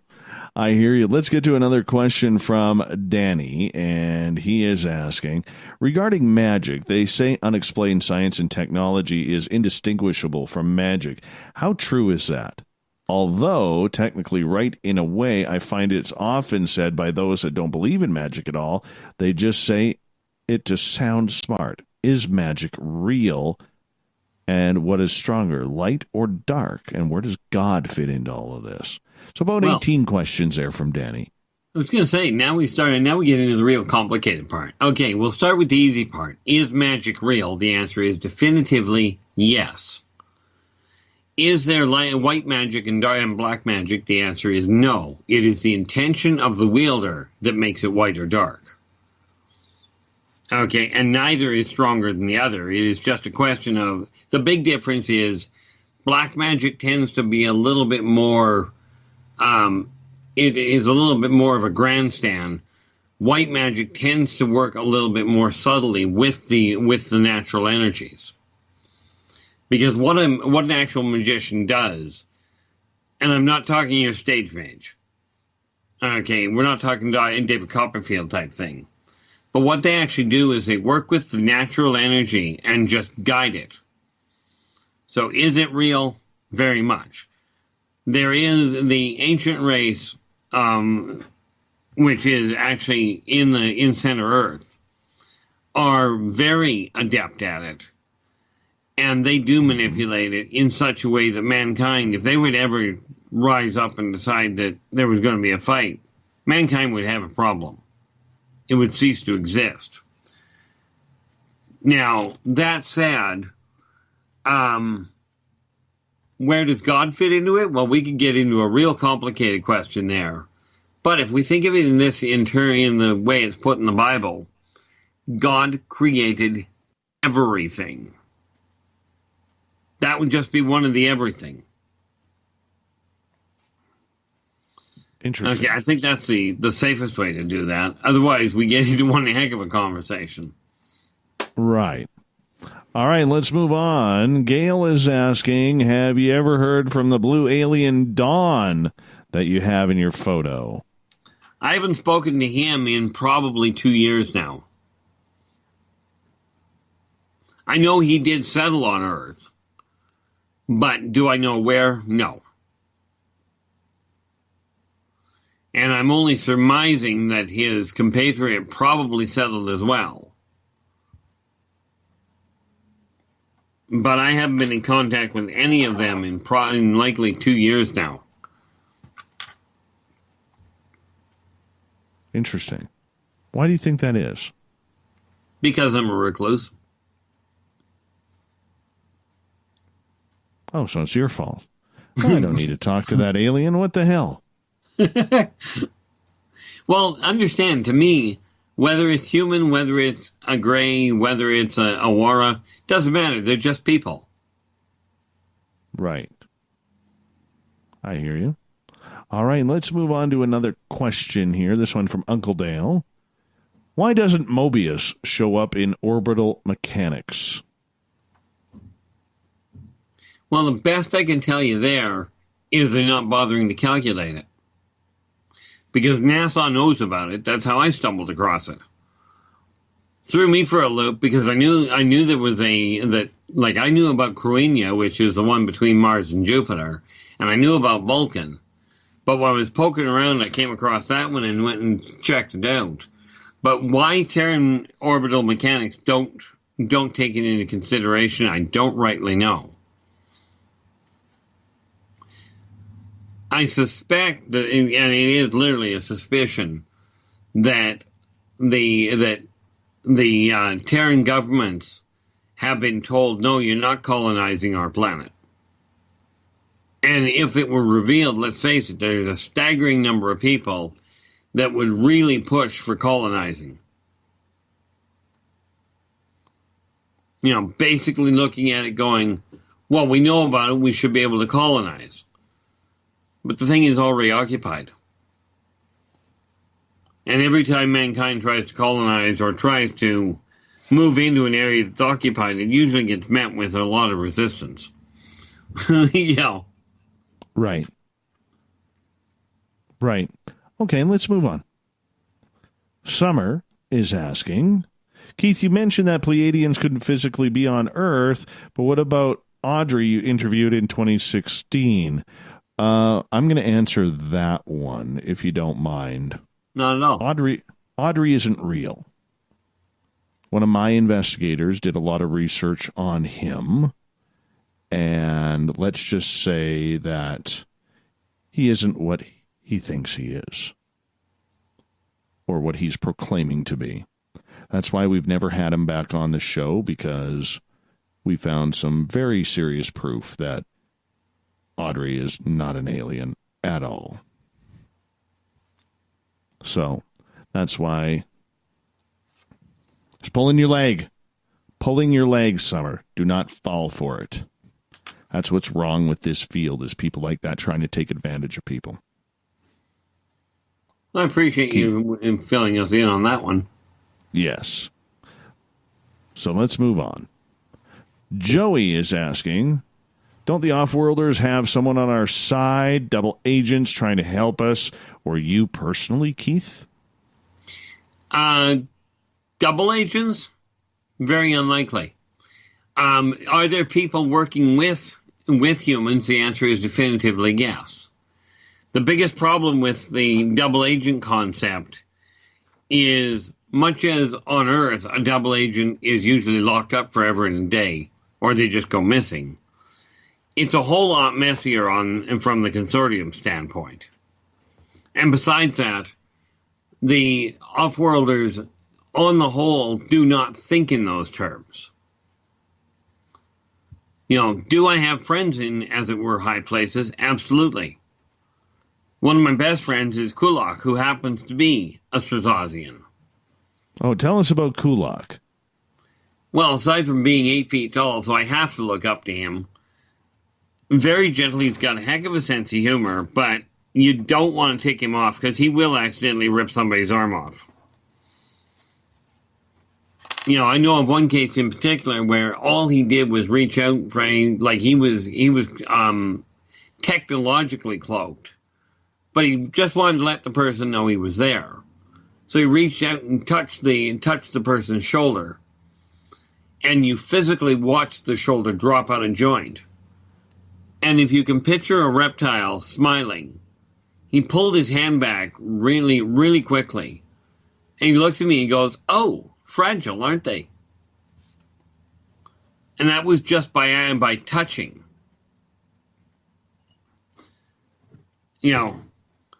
But they are, he is quite from a military standpoint, he is quite the combatant. You don't want to go toe-to-toe with him. Even somebody like, if you will, some of the big wrestlers that you've seen, yes, do not want to tangle with him. Because you got to remember, with their planet, when we get sandstorms here in the desert that are blinding to humans. On his planet, a sandstorm will flay a human to the bone. It's just his skin happens to be thick enough, armored. Actually, when my novel comes out in a couple of months here, actually it's not this one, it's the sequel, has a picture of him on the cover.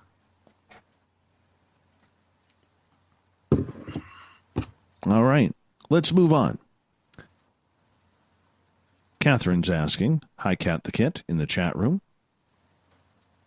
Keith, what do you think of the Dyatlov Pass incident in Russia in 1959, where the 9 hikers went missing? There's a lot of debate whether or not that was some sort of alien contact or abduction gone wrong, the way some of the bodies had precision point injuries that led to death. tree branches broken around where it looks like a body was dropped from the sky. What do you think went on there? Well, sad to say that I haven't done any research into it, so I don't have a lot to work with. But based on what you're relaying there, we can safely say it went quite sour quite quickly. But exactly what caused it, I haven't looked into it at all. Right. Right. Well, it's a case you actually should. It's very interesting. Very interesting case. It would blow you away a little bit. Weird. It's a very weird case. All right, let's move on here. Trip is asking, with all the people sky gazing these days with their own telescopes and YouTube channels, why hasn't anyone really caught a picture or a video of these so-called unknown planets? The question to me is not whether they've caught it. The question is, why haven't they been released? Because clearly they've been caught since NASA knows about them.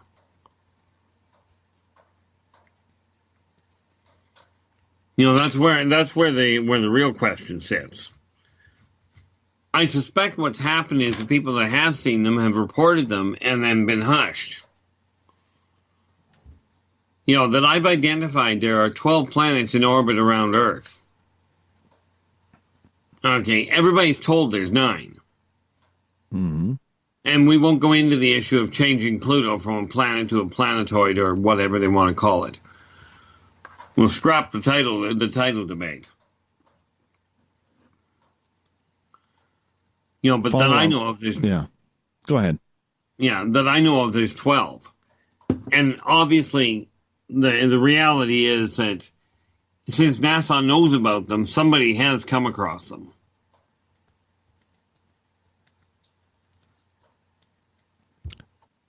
Just to update Summer's question, when I kind of broke her heart that Audrey wasn't a real alien, she's like, Samantha Mowat better be real, damn it. Yes, Samantha Mowat, best kept secret in ufology, is extremely real. Extremely real. She actually just spoke last week at UFO MegaCon, event that Lorian Fenton and Jordan Peace put on. And I tell you, if you haven't heard my story with Samantha, put it this way, 25 minutes after I met her on April 20th, or was it? No, pardon me, April 15th, 2014, we came face to face with an extraterrestrial. Samantha is very, very real. Very real. And I highly suggest everybody check out her website, samanthamowat.ca. I'm going to try and get her back on the show in June because I really, really want to get her back on the air and get her back into some sort of rotation here on the show. But yes, very, very real. Samantha Mowat. All right. Let's move on here, shall we? Ron is asking, how much are you paying to watch the WWE on Sunday? I am not. I don't think Keith is either. I'm not. I mean, we've got the channel because my kids like it, but I don't recall the last one I watched. Exactly. Exactly. Oh, yes, and Eric Cooper knows who Samantha Mowat is. He met her up here last year when we put on the Spaced Out Radio Caribou Paracon, so he knows she's real. He's seen her. He's met her. We got about 3.5 minutes here before we got to go to break here on Spaced Out Radio. Our Keith Andrews is our guest. The ET Connection is what you are listening to. And we're going to continue on with ET species here, because you've dealt a lot with them. How often do these species come around? Depends on which one. I mean, the grays are around so constantly, it's absolutely insane. The Thrasazians they're literally all over the planet dealing with, especially Western governors and governments. You know, as well as a few other of the scientific communities. You know, anywhere you find grays, you're likely to find Nords. Right. But what I found with the Nordics is the reason they run so tightly with the grays is because the Greys have a tendency of scaring the daylights out of people when they abduct them. Nords have an ability to help calm people down, because at least they look somewhat human. You know. And then, of course, the Teklek, there are a number of Teklek on the planet. There's actually a really good video on YouTube. Don't ask me the name of it, that shows them running around in the sewers of New York. I think the sewers are in New York. You know, and then, you got more species than that. Tell us about the 25. Tell us about the 25-footers living in the Arctic or something like that. There's got to be something weird up there besides Santa Claus. Up in the Arctic? Well, sure. The nice part is, well, I don't know, it's nice. When you're looking at the 25-footers, quite frankly, there are skeletons of them from ages back on the planet that have been found. But the race itself, no, you're not going to find them wandering around the tundra.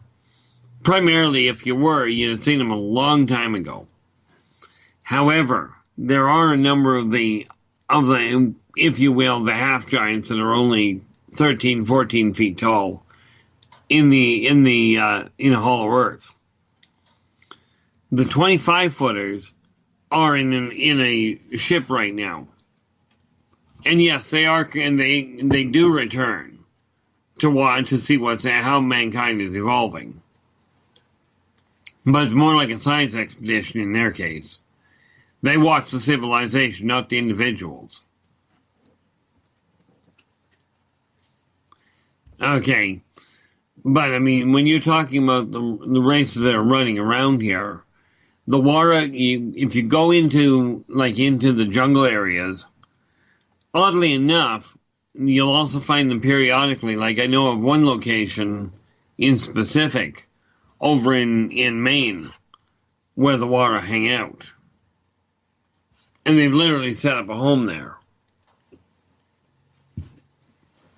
But Wara have an interesting capacity of literally being able to camouflage themselves so completely you literally cannot see them. But you can sure hear them in a hurry. I'm going to get you to hold on, Keith, because we're going to take a break here at the top of the hour. 2 hours down, 1 hour to go on the mighty SOR. Every first Friday of the month, our Keith Andrews joins us with the ET Connection. His next appearance on the show will be Friday, May 3rd. We love it when our Keith is here. Your questions going to take us to the bottom of the hour. And if you keep your questions up, maybe we'll keep Keith through the news as well. All up to you if you're in one of the chat rooms or on Twitter at hashtag Spaced Out Radio. We'll be back.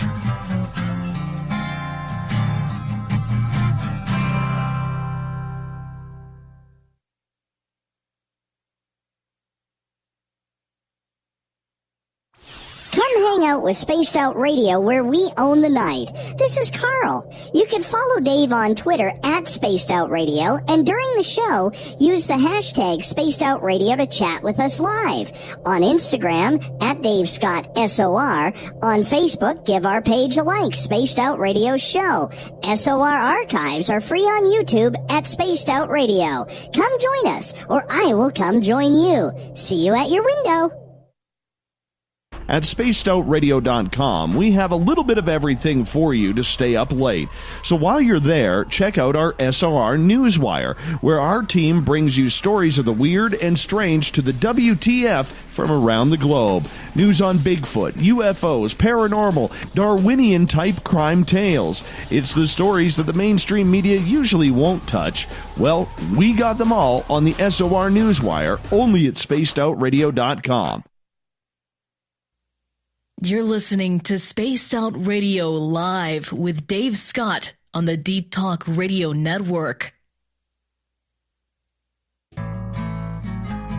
Looking for a place to advertise at a very reasonable cost? Look no further than Spaced Out Radio. SpacedOutRadio.com has an advertising tab that you can click to check out our daily, weekly, and monthly packages to play on the radio, or our website including social media.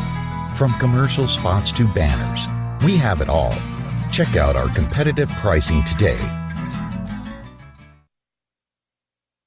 The Call of the Wild is in Vancouver. The Moose Vancouver is one of the hottest bars and restaurants in the city. Open until 2 a.m. nightly, the Moose will rock you like a hurricane all night long. Great food with everything on the menu at $6.95 near the corner of Nelson and Granville. Get your horns up and come rock with us. The Moose Vancouver, the official rocking bar of Spaced Out Radio. Get your horns up with me on Spaced Out Radio. This is Ron Bumblefoot THAL. Come tune in to SOR where you can hear me rock out with Little Brother is Watching, the official theme song of Spaced Out Radio. And then come on over to bumblefoot.com where you can find out about my tour schedule, my music, and everything else. Bumblefoot.com keeps you up to date on what I'm doing and the best way to stay in touch with my music and music camps. Sign up for my newsletter at bumblefoot.com and remember, Little Brother is watching. The freedom to post what you want, when you want. That's the social media freedom you need. Social Media Freedom is the free app in your app store. No need to worry about going to jail or being shadow banned any longer. It's the freedom to say what you feel. The freedom to know Big Brother isn't watching. It's the way social media is supposed to be. Social Media Freedom. It's time to set yourself free. Download from your app store today. Come get spooked at the 4th Annual Forest Moon Paracon in Cedar-Woolley, Washington, Saturday, September 28th. UFOs, ghosts, aliens, Bigfoot. Speakers include Mike Morin and Jason Jordan, R. Keith Andrews, and Dave Scott from Spaced Out Radio, and so much more. There will be workshops and a VIP roundtable. Get early bird tickets now at fmparacon.com. Looking for the stories of the strange and weird that you will find hard to find anywhere else? Check out the SOR Newswire on our website. Our writers, led by Captain Shirk, are scouring the world for the oddest and most bizarre stories we can find. Everything from weird crime to suspenseful and paranormal. We're working hard for you to bring you the most intriguing news of your day. Check out the SOR Newswire at spacedoutradio.com today. Canada's largest UFO conference is ready to roll in Toronto this September 21st and 22nd at the Alien Cosmic Expo. This year is about the experience. Listen to the stories of Dave Scott, Travis Walton, Paula Harris, Grant Cameron, Ryan Stacey, Richard Dolan, Leslie Mitchell-Clark, and more. Get your tickets now at aliencosmicexpo.com.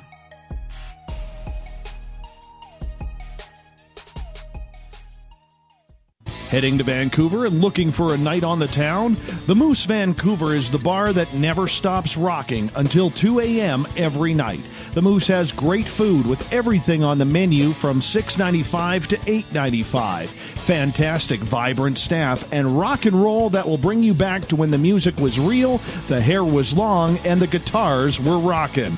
Get your party on at the Moose Vancouver, the official party bar of Spaced Out Radio. Find your escape where time has no limits. It's about living today and cherishing the heritage of yesterday. A spirit of adventure for what is new with the nostalgia of the past. Your timepiece is a reflection of who you are. Life surrounded by beauty from the world around us to the soul within. EscapeWatches.com. There is no time like the present to enjoy your escape. Use promo code SMF2017 for your 20% discount today. On the first Tuesday of every month, I encourage you to come along for a journey with me, Geraldine Orozco, on The Spiritual You. Together, we will take a look at how to access the highest expression of yourself and change your life. Consciousness, ET contact, health, and wellness, we can talk about it all. So come along for a spiritual ride with me, Geraldine Orozco, on The Spiritual You, only on Spaced Out Radio. You hear footsteps in the empty room above you. A rocking chair begins rocking by itself. Don't be afraid of the things that go bump in the night. Reach for Spirit Storybox, the iPhone app the Huffington Post UK called the only ghost hunting app you will ever need. Spirit Story Box. The spirits are telling their stories. Are you listening? We are getting ready to relaunch the SOR Space Travelers Club at spacedoutradio.com. For $5 a month, you can join us for a plethora of features found nowhere else. Hang out in a private chat room during the show and after party. You can check out some exclusive content and a store specifically for you, as well as a private listener forum where you can post your thoughts, stories, and pictures. The SOR Space Travelers Club, coming soon to spacedoutradio.com. So, you love talk radio? Then you'll love TalkStreamLive.com. TalkStream Live is always on, 24/7, with the best streaming talk shows. Find your favorite talkers and discover some new ones. It's free, readily available online or on mobile with any smartphone or tablet. Finding your favorite talk shows all in one place has gotten a whole lot easier. Just go to TalkStreamLive.com. Be sure to download the free apps from Google Play or the iTunes App Store. Would you like to connect with us? Head to spacedoutradio.com for all your latest show info. Now, back to Dave Scott and SOR.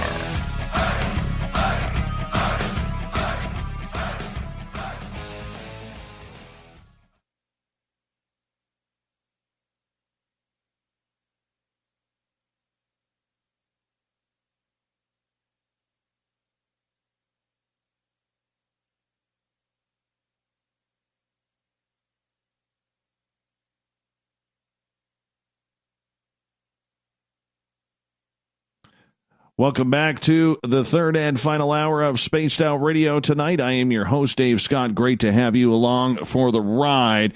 Tomorrow night and Sunday, while I am off finding my Zen and my Chi, maybe catching up on some sleep, doing a little ghost hunting, Tessa Nicole Thomas will be back with Spaced Out Weekend starting at 9:06. Make that 9 o'clock Pacific, midnight Eastern at spacedoutradio.com. We say hello to everyone listening in on our terrestrial affiliates. KDUN, AM 1030 in Reedsport, Oregon. KZFX, 93.7 FM in Ridgecrest, California. WQEE, 99.1 FM in Noonan, Georgia. And on UPRN, 107.7 FM in New Orleans.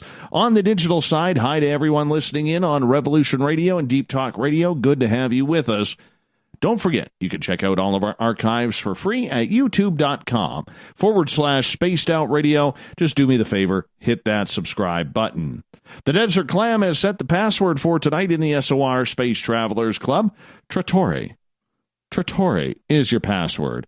Make sure you use it wisely, Space Travelers, as the Clam sets the password each and every night right here on the mighty SOR. Our website is spacedoutradio.com, where we have a plethora of features for you. Rock out to Bumblefoot. Go shopping at our Spaced Out Radio store because it's a great way to support what we do on a nightly basis, and read up on Captain Shirk's SOR Newswire and much more. For the final time tonight, we introduce R. Keith Andrews. He comes on the first Friday of the month with a little show we call around here, the ET Connection. Next time he will be on will be Friday, May 3rd. Keith, always a pleasure to have you here, brother. And a pleasure being here. We're going to continue on with audience questions, if you don't mind. Not at all. We're going to start off with Joey. He's asking, are aliens friends with Sasquatch? That depends on the race. Quite literally. Much like, and even it's not even just a racial thing, it's an individual thing. You know, it's like some aliens are friends with humans, some are friends with the race on the whole. You know, but you're looking at a real mixed bag. So I'm not quite certain if he's referring to, are they as a group as an overall race, you know, friends of the Sasquatch. The answer would be no. But they're also not at war with them. I want to ask you. I want to ask you. Sort of war than one against humans. I want to ask you about that though, because a lot of abductees have made these very strong claims that while they've been on craft, they have seen Sasquatch. Yep. I've heard that myself. There are two explanations for that I'm personally aware of. One is they may have been picked up at the same time as Sasquatch was actually picked up. And two is you've heard me mention the name of another race called the Wara. Well, the Wara look very similar to the Sasquatch, with a couple of very distinct differences. Not the least of which is the Wara have completely opposable feet. Like, their feet work very much like an ape's, as in 4 hands, if you will. But they do have the same build, as it were, as the Sasquatch. Right. And the Wara are not from around here. Right. Okay. Very interesting. Very interesting. Let's get to Yvonne's question. She is asking, Keith, are there avian aliens 8 to 10 feet tall, telepathic, that communicate directly with humans at times? The answer is 8 to 10 feet tall. The tallest of them is usually about 7, but of course when they're flying, they're going to look taller. Because they don't, on the whole, even when they're dealing with humans, they don't, on the whole, stand. You know, more often than not, they're actually, well, I'm going to call it hovering, but they use their wings to do it. So do they exist? The answer is yes. And do they periodically communicate? The answer is also yes. Mm-hmm. Okay, the telepathic side is a toss between telepathic and hitting the right frequency. Let's move on to another question. Uncle Dale's Power Stash is asking, so the Greys pay the Nordics to calm down the cattle before mutilations? No. No, the Nords are there to help with, when we're talking abductions, when humans are abducted, if a human wakes up, they tend to go into panic when they see the Greys. And the Nords aren't exactly paid. That's, call it pay if you will, but they work with the Greys to keep the people calm, to get them calmed back down so the screening, the mental screening will work. Trying to put a mental screen over top of somebody's memory is a pain in the neck if they're completely agitated.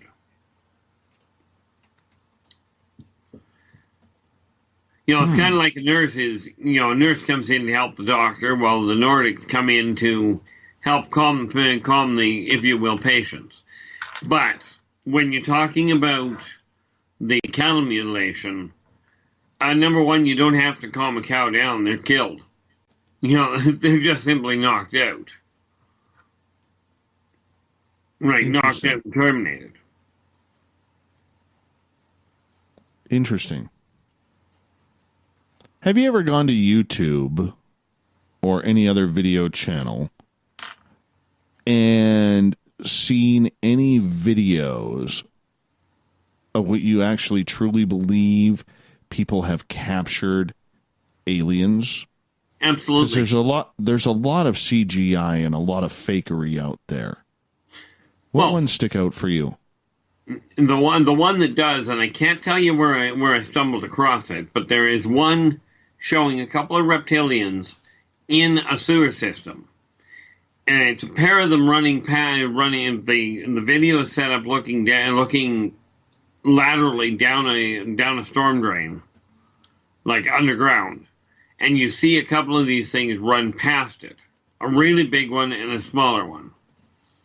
Those are, I am not a video expert, so I can't speak to whether they're modified or not. But they are the best rendition of a tech like I've ever seen. At least on video. Right. Okay. That's the one. The other one, of course, is the one everybody's familiar with, which is the one, there's the one out of Sasquatch. Okay. At least I think everybody's familiar with that one. And the one with him skating on the riverbank. Yeah, the Patterson-Gimlin film. There you go. Absolutely. Yeah, I believe that one too. Completely believe that one as well.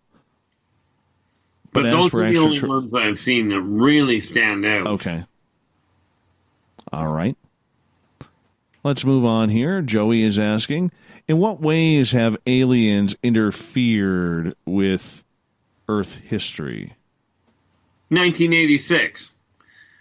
The United States went to, I believe it's called DEFCON 1, where they were literally firing up the nuclear missiles.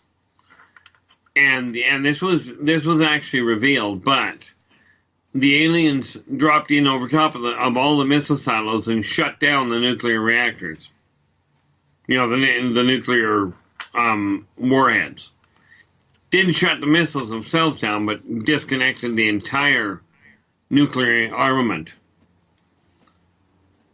Other than that, we can go to a couple of things, but I could get into a lot of trouble with the religious people if I really go down that road. So we'll just bypass that one. You know, that's the biggest one. Right. Uncle Dale is asking, in your opinion, does anything live on Venus? The answer to that is yes. And I like the way you put that as in your opinion. I certainly can't prove it yet, but it will eventually. The Venusians, on the other hand, would absolutely be willing to say they live there. It's kind of hot there, though, isn't it? Well, definitely not my idea of a balmy afternoon. You know, for them, they find Earth cold. Well, I mean, considering it's like 300-400 degrees Celsius there. Yeah. On a cool day. Yeah, but then when you get the breeze up and running at 300 miles an hour, you know, it cools it right down. But, you know... Well, there was allegedly, back in the 60s, 70s, I think even in the early 50s it started, an extraterrestrial being allegedly named Valiant Thor that came from Venus. And they said that they lived mainly underground on that planet, but they could travel no matter where they were. They were extremely humanoid.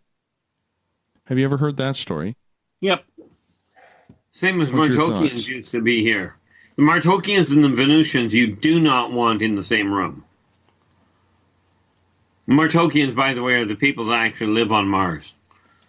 And much like the Venusians, they live underground, not on the surface. But to this day, they still don't get along. That'd be a good fight. Should we put them in a wrestling ring? I wouldn't recommend it unless you're planning on a lot of dead spectators. Oh, come on. A couple steel chairs, tables, ladders. We could have some fun with this one.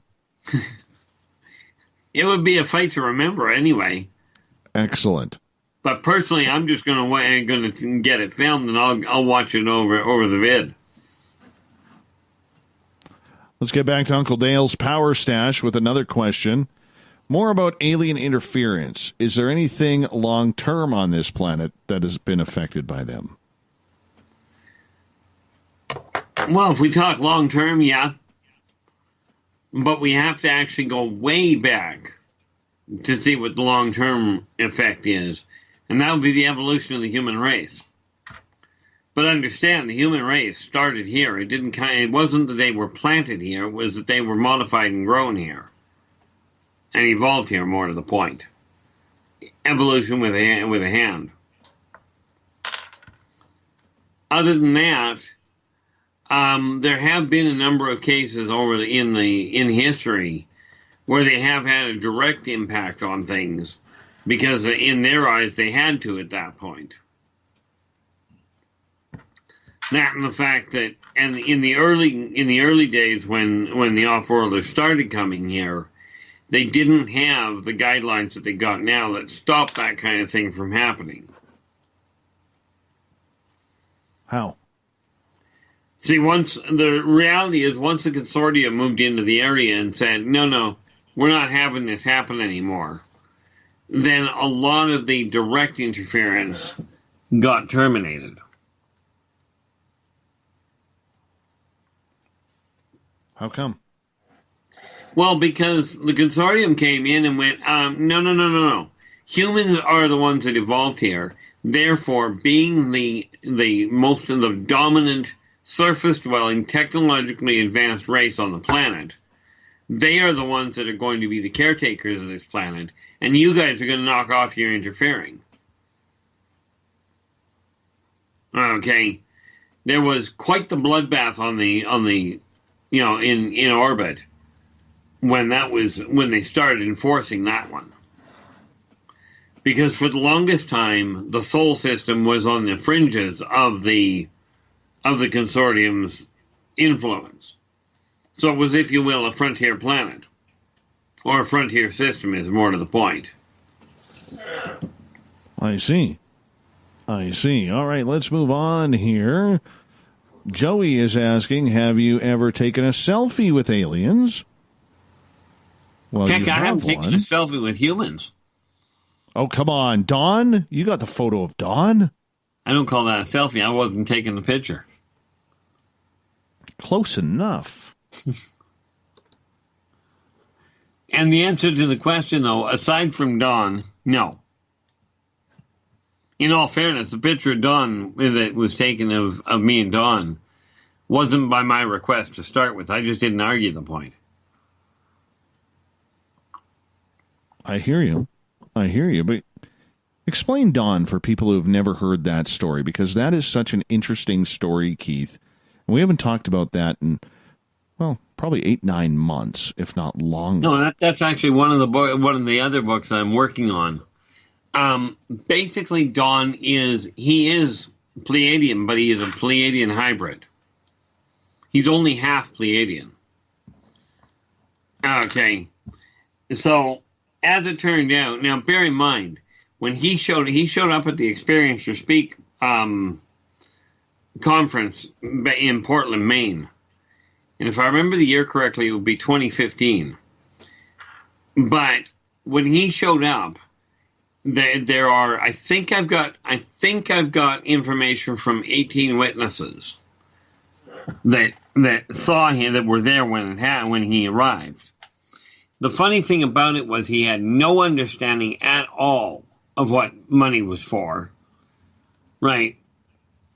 And when he showed up, there were a lot of people that saw him, but people seemed to ignore him. A lot of the people there had claimed that they interact with off-worlders on a regular basis, right? But nobody seemed to recognize him. In my case, he was pointed out, and of course, my eyes don't work as well as I'd like. So when he was pointed out to me, right, it was, I was asked, "What's with the blue guy?" And I looked at him, and of course, I couldn't see, and my eyes didn't work that well. So I said, "You want to be more specific?" So I was told, the guy with the white cap. So I looked, I said, "I don't know." Got up and walked over to him. And the funny thing was, I got about 10 feet from him, and his skin was very blue. The most striking part of it was that the skin, the pigment, moved. Okay. Now, pigmentation, kind of like, the oil field padded stickers that we can buy. Yeah. It moved like that. Okay. When I shook his hand, you could feel the pigmentation move. Right. And so when I first saw him, he was in a discussion with another chap, and I could tell that the discussion was not going well. So when I got over there, I politely interjected. I looked at him, and I asked him if he was by any chance Pleiadian. And you know how when people are, when they're learning another language, they tend to over-enunciate what they're saying? They make their mouths go into I'm going to really make the effort to make this sound right. Right?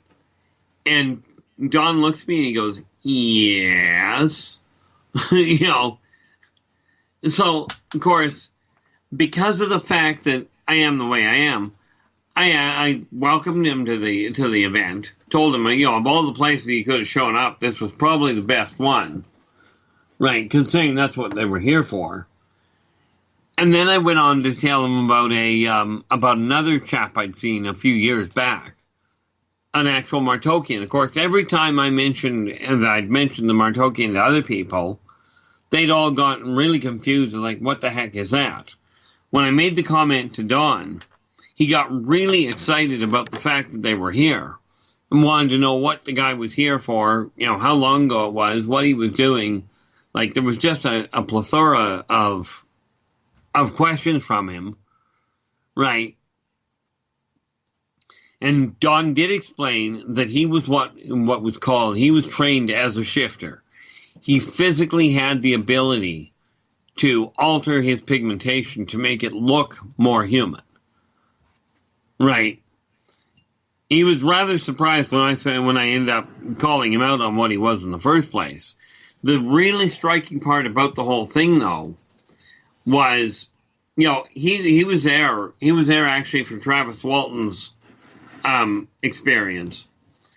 But when he got up to leave, you leave the room we were in, you'd go into the lobby, and then you get outside.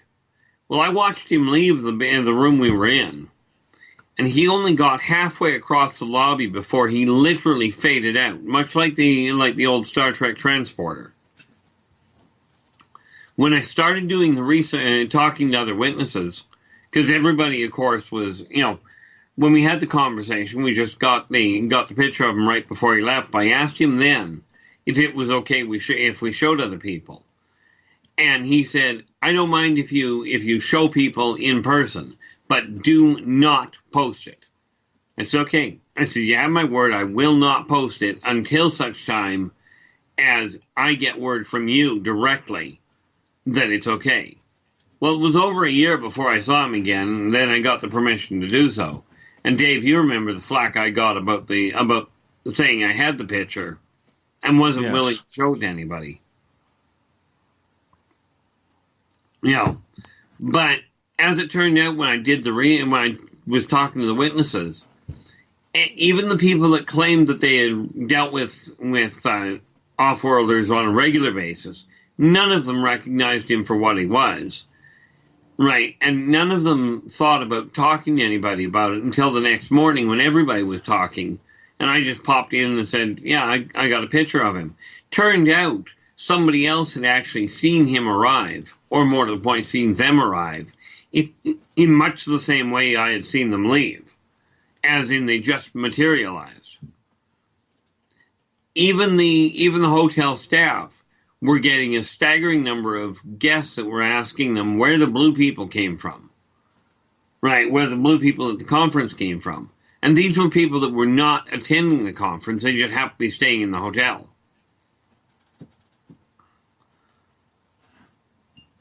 So I mean there were the two Pleiadian hybrids, a Nordic and a human liaison. Mm-hmm. We got about 30 seconds here in regards to that. And the reason why you took flack for that photo was, and I've seen the photo, I had a copy somewhere on my other computer, was because people didn't believe. And when you did release it, they thought, well, Don looked unhealthy rather than seeing the skin pigmentation. I think you took a lot of flack for that. A staggering amount. Exactly. My friend, I'm going to get you to hold on. Are you going to stick with us for the next half hour? Oh, yeah, I don't have a problem with it. Perfect. We're going to run with more R. Keith Andrews. Lots of questions from you left in the chat room, so we're going to get to that as well. The ET Connection continues right after this.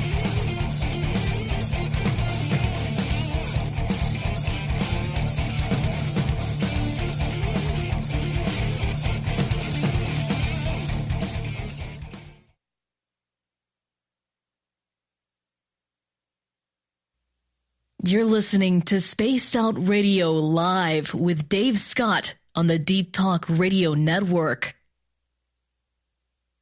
Did you know Spaced Out Radio runs 7 days a week? Hi there, this is Tessa Nicole Thomas, and I'm here to take you on a paranormal journey each Saturday and Sunday night. Why change the station when you have it all right here? Together, we'll hang out and share some strange and scary stories. And don't forget, we have Psychic Sundays as well, so come tune in Spaced Out Weekend.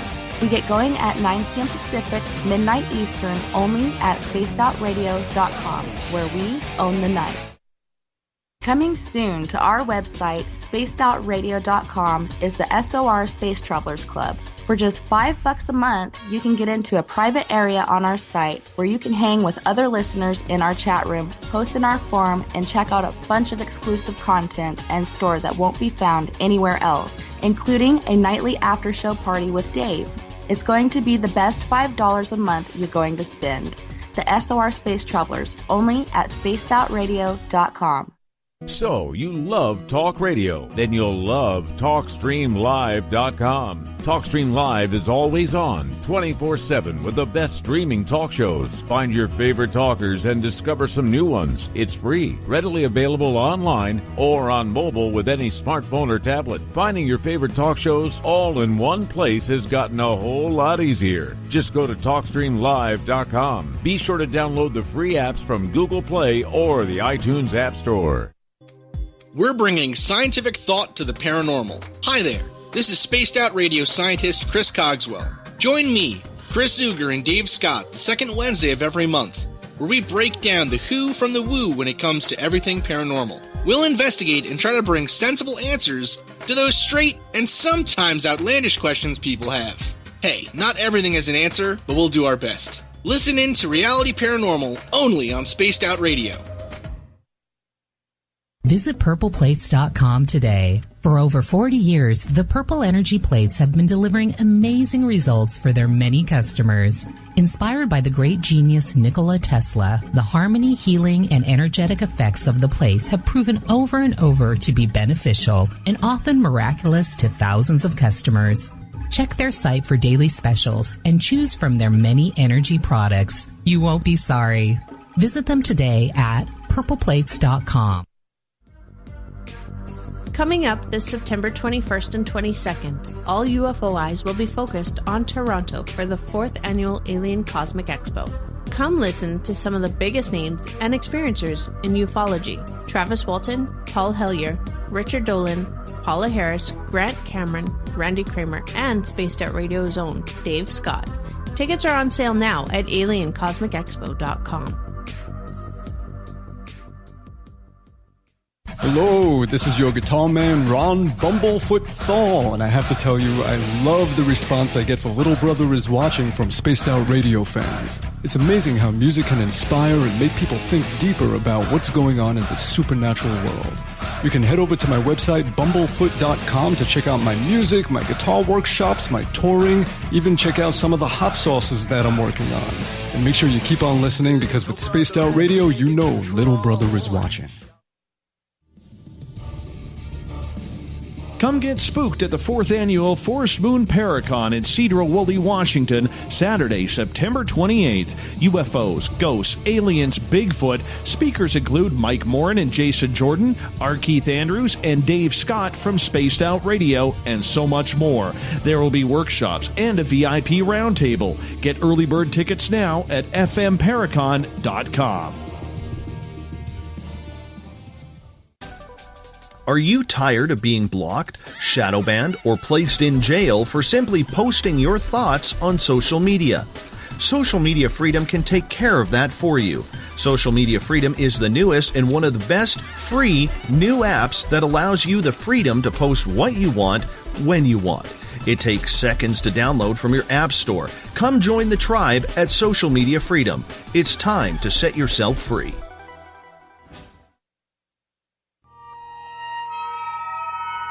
You hear footsteps in the empty room above you. A rocking chair begins rocking by itself. Don't be afraid of the things that go bump in the night.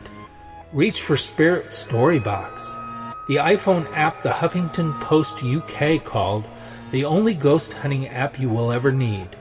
Spirit Storybox. The spirits are telling their stories. Are you listening? Looking for a place to advertise at a very reasonable cost? Look no further than Spaced Out Radio. SpacedOutRadio.com has an advertising tab that you can click to check out our daily, weekly, and monthly packages to play on the radio, or our website including social media. From commercial spots to banners, we have it all. Check out our competitive pricing today. A timepiece is a reflection of who you are, and what better way to show off the real you than with an Escape watch? Escape is a lifestyle brand accessorizing your days and nights. Choose to escape and create the life of discovery that you deserve. Dream, play, unite with your own personalized Escape watch. Head to escapewatches.com. There is no time like the present to enjoy your escape. Use promo code SMF2017 for your 20% discount today. Heading to Vancouver and looking for a night on the town? The Moose Vancouver is the bar that never stops rocking until 2 a.m. every night. The Moose has great food with everything on the menu from $6.95 to $8.95. Fantastic, vibrant staff and rock and roll that will bring you back to when the music was real, the hair was long, and the guitars were rocking. Get your party on at the Moose Vancouver, the official party bar of Spaced Out Radio. Are you intrigued by Paranormal Talk Radio? You'll love the new Paranormal Radio app from TalkStream Live. You'll find a great selection of talk shows covering UFOs, ghosts, strange phenomena, and much more.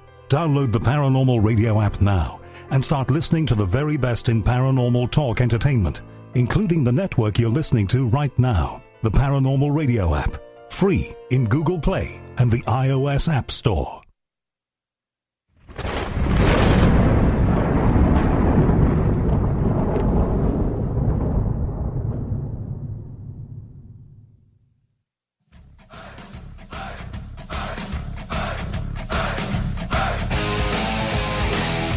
We've rounded third. We're heading for home tonight on the mighty SOR. I'm your host, Dave Scott, sitting in the captain's chair of SOR headquarters.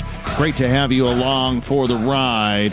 Now, normally at this time, we get to the news of the night with the SOR Newswire, but we're having so much fun with the audience participation in the chat rooms and on Twitter at hashtag Spaced Out Radio. We're going to continue on with our Keith Andrews. Hey, it's Friday night. We can be a little rebellious every now and again. Quick reminder to you all listening in, great way to support this show, head to our website, spacedoutradio.com. Click on the shop tab, pick yourself up a t-shirt, hat, hoodies, you name it, we got it. Imagine that morning cup of joe in a Spaced Out Radio coffee mug. So good. Or if you don't drink coffee, save it for later. Something else you could put in there. Once again, Spaced Out Radio store on our website. Our Keith Andrews, thanks for staying a little bit late, doing a little overtime with us, my friend. Oh, not a problem there at all. Absolutely. Yeah, absolutely. Yes, let's get to some questions. Like I mentioned on the break to you, you've stepped up and helped me where I've needed you to. It's only fair I return the favor. Well, you know what? A little bit of Keith goes a long way, bud. A little bit of Keith goes a long, long way. Bob has a question for you. Okay, he is asking, Keith, what do you think about chemtrails? What are they? Are they engineering the planet? Is it done by humans for humans, or is it done by the aliens? Well, first of all, they're not trying to engineer the planet. They're trying to modify not only the environment itself, but they've been using it to test on widespread. They talk about it being widespread inoculation without the use of a needle. Problem is that's not the only thing they're doing. However, it is done by humans. What people aren't aware of is there's another set of chemtrails being dumped that are being actually dumped by the aliens, but those are counteragents to what the humans are doing. Because the off-worlders, their priority is the protection of the planet, not of the race. So what they're doing is they're counteracting what mankind is doing to the atmosphere, because on a global level, the amount of damage that mankind could be doing is essentially incalculable. Right. Right. All right. Let's continue on here. Joe is asking, it has been said that the aliens don't care about humans, but they just care about the planet. If so, why aren't they doing anything about Fukushima? Well, two factors.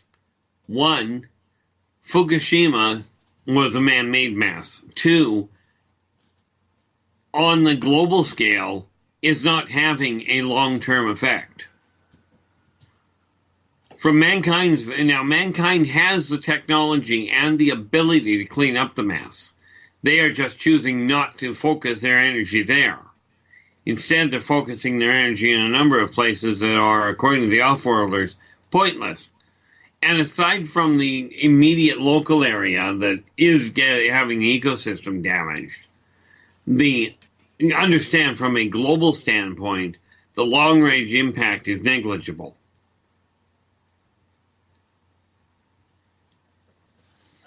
Well, that's why they're not stepping up and cleaning it up. Well, I mean, on the flip side, too, why is it their problem? We should be cleaning it up ourselves. That would be the big issue. Mankind made it. Mankind knows how to clean it up and has the ability to. If they quit arguing over whose responsibility it was, they'd have done it a long time ago.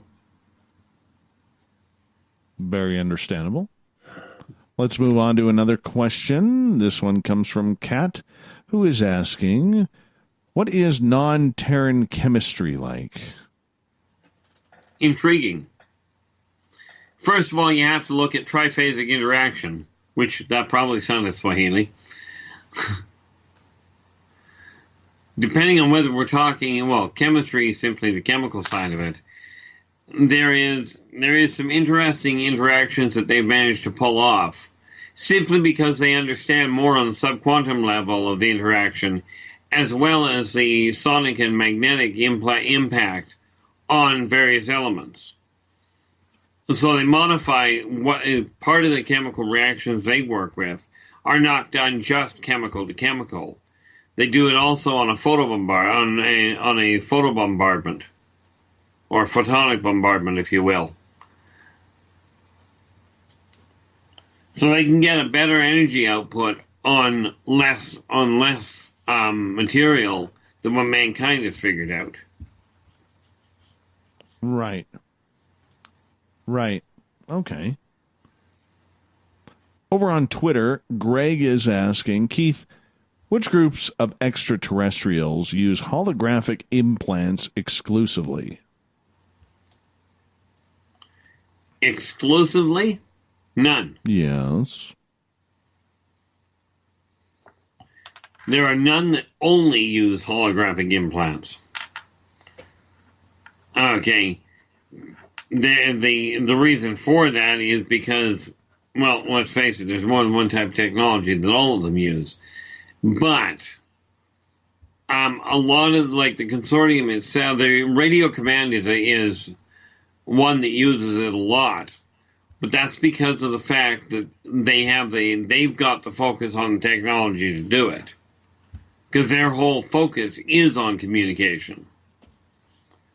So, just to be clear to the listeners, a holographic implant is not just a holograph. It's just that they are built with a technology that permits holographic communication, two-way communication, in order to see specifically what the individual that's got the implant in is looking at. You know, it's not that the implant itself is a holograph, so much as that it works with it. Mm-hmm. Hopefully I said that right. For a lot of people who claim to be implanted, how can they tell? Well, there are, normally, if you actually have one, what you'll find is there'll be something in an X-ray that doesn't fit. Like, they do show up in X-rays. Okay, sometimes you'll feel a bump where there really shouldn't be one. And I'm not talking about a cyst. It'll feel kind of like a BB. You know, kind of like a BB's been stuck under your skin. And pretty much once you know about it, it's as annoying as that, too. What are they tracking with that? That depends on the